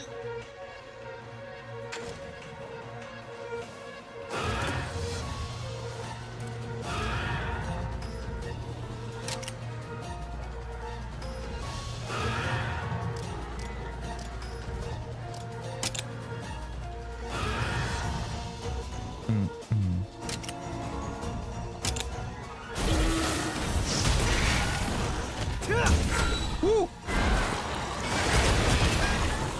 Now's a chance. Stagger. Help! Ratha!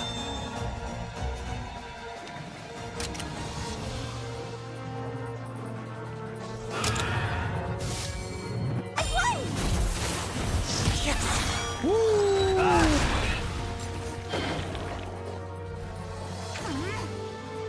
Okay, the Ferrochron is back.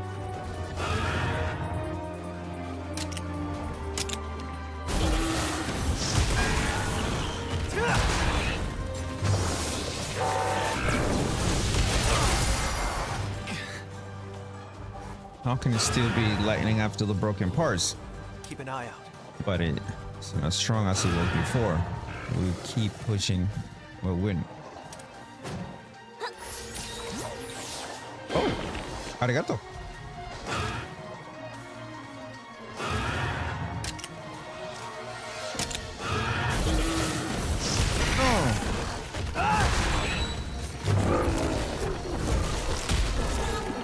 Oh, I don't want to kiss. Okay.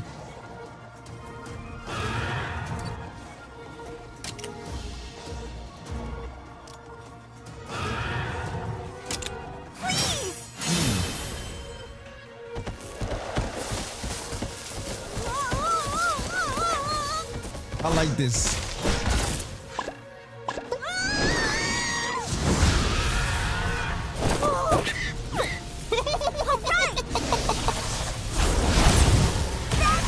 Oh!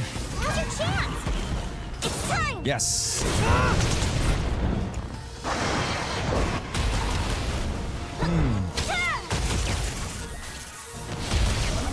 We Come on. got this! It's still coming up. You've got this!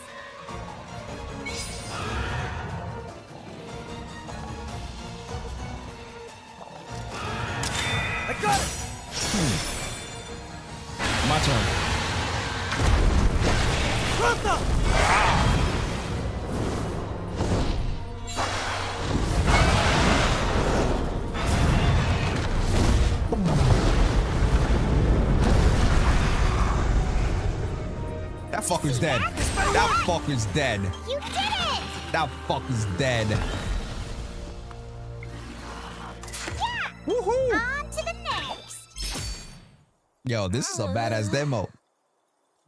All right, we beat it. Somehow, Pharaoh Monster, what a formidable opponent. You all right? Yes. Yeah, I'm fine. Thanks to all of you. You pulled your weight too, Thea. Thank you, Captain. But all I really did was try to survive. But what was a feral monster doing here of all places? That was really terrifying. Now I understand how one of them could destroy an entire ecosystem. Yeah. There isn't a rider alive who could control one. The best thing we can do for these ecosystems is to take them out. It looked like a regular Chotacabra to me, but it was so strong. Yeah, it was. Where'd all that power come from? Up your ass around the corner. We Rangers are here to find out. We've got our work cut out for us. I'm all in. Well, with your inaugural expedition complete, you are now officially a ranger. Welcome aboard. Roger. All right. It's about time we head back. Take those eggs. Oh, here. This Paolumu egg belongs to you. To me? You mean it? To commemorate your first day. Raise it well. I will. Thank you so much. Come on. Let's hatch these eggs.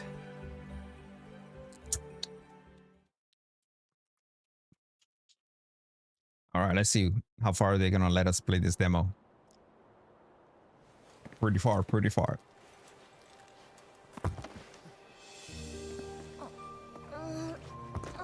Okay, calm. You This have part is done easy. The really Rangers don't fucking have to good do demo much. lately. So just follow This my is a lead, good demo. alright?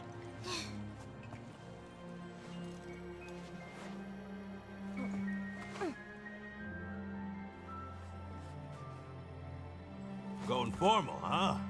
It's her first ritual as a ranger. Gotta give her all the bells and whistles. Ah, I see. That's our prince for you.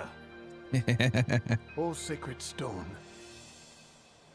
Now pray for the monster to awaken. Join rider and spirit in unfailing kinship.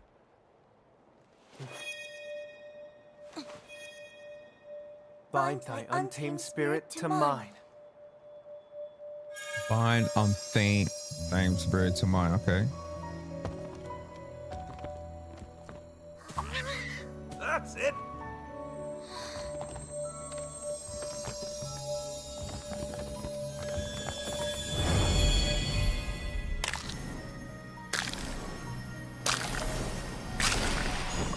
Ooh, Paolumu. Ugly ass thing. The ugly little fucker.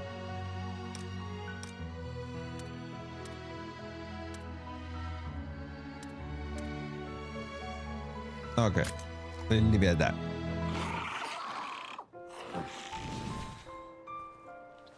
The ugly fuckers.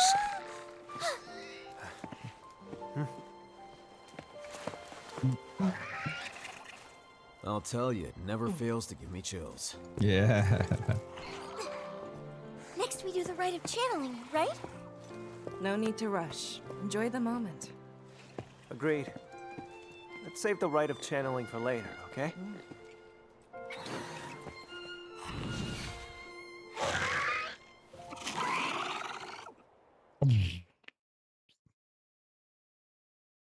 I wish you can just, maybe you can target after you do the first game. I mean, the first, this whole thing. Seriously? What's up, you guys? Yeah, for real. Plenty, that's what. Take a look for yourself. Oh, okay. These are all requests, but why so many? Given the political climate, many riders have been dispatched to the Vermilion border to provide surveillance and security. His Majesty has delegated their duties to us as rangers. Has he now? Can't knock the vote of confidence. The king clearly believes we can handle anything they can throw at us. Harvesting fields, repairing damaged roofs. What?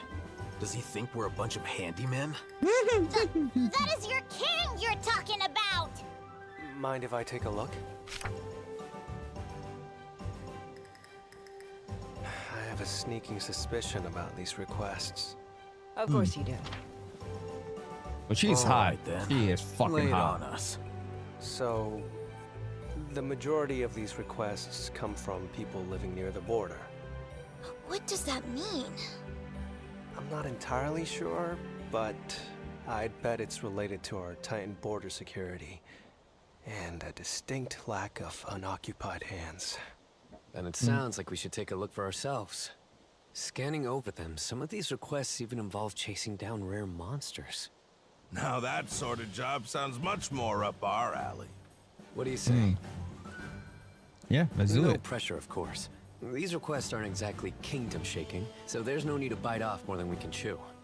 No, I say we go check it out. Good. Simon, you're with me. Always.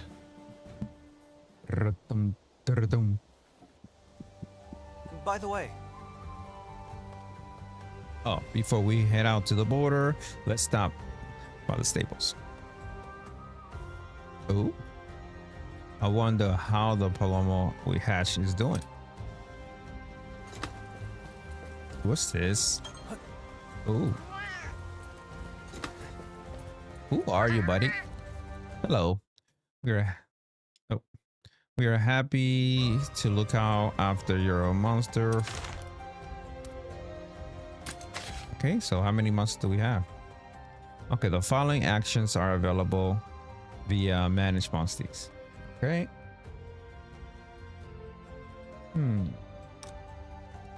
Here you can view details about your monsters in the stables and rename them if you wish. Oh, okay. Monsters can be released from the stable, but released monster will never return. Some monster cannot be released just as a monster in your current party for those registered party set. Okay, in the manage monster menu, set in monster as a favorite and assign monster will appear on your favorite tab. Once a monster has been set favorite, some functions just as releasing it cannot be performed. Got it.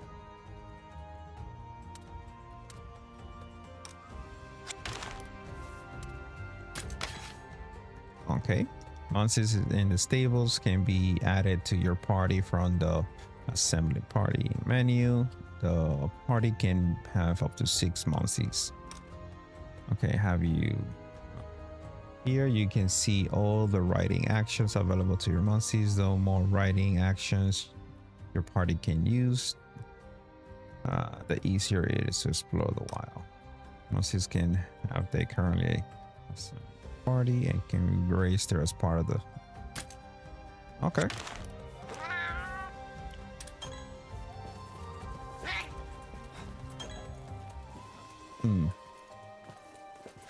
This is my boy. Why'd the other one disappear?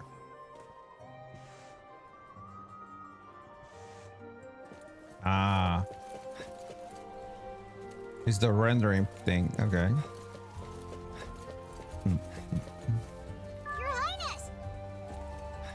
Your Highness. Your anus. Come on, Monsty. Hey.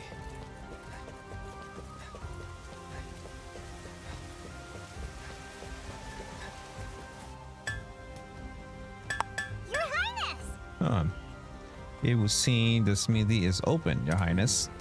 We better prepare our equipment prior to the investigation. Okay. Here we go. Your Highness!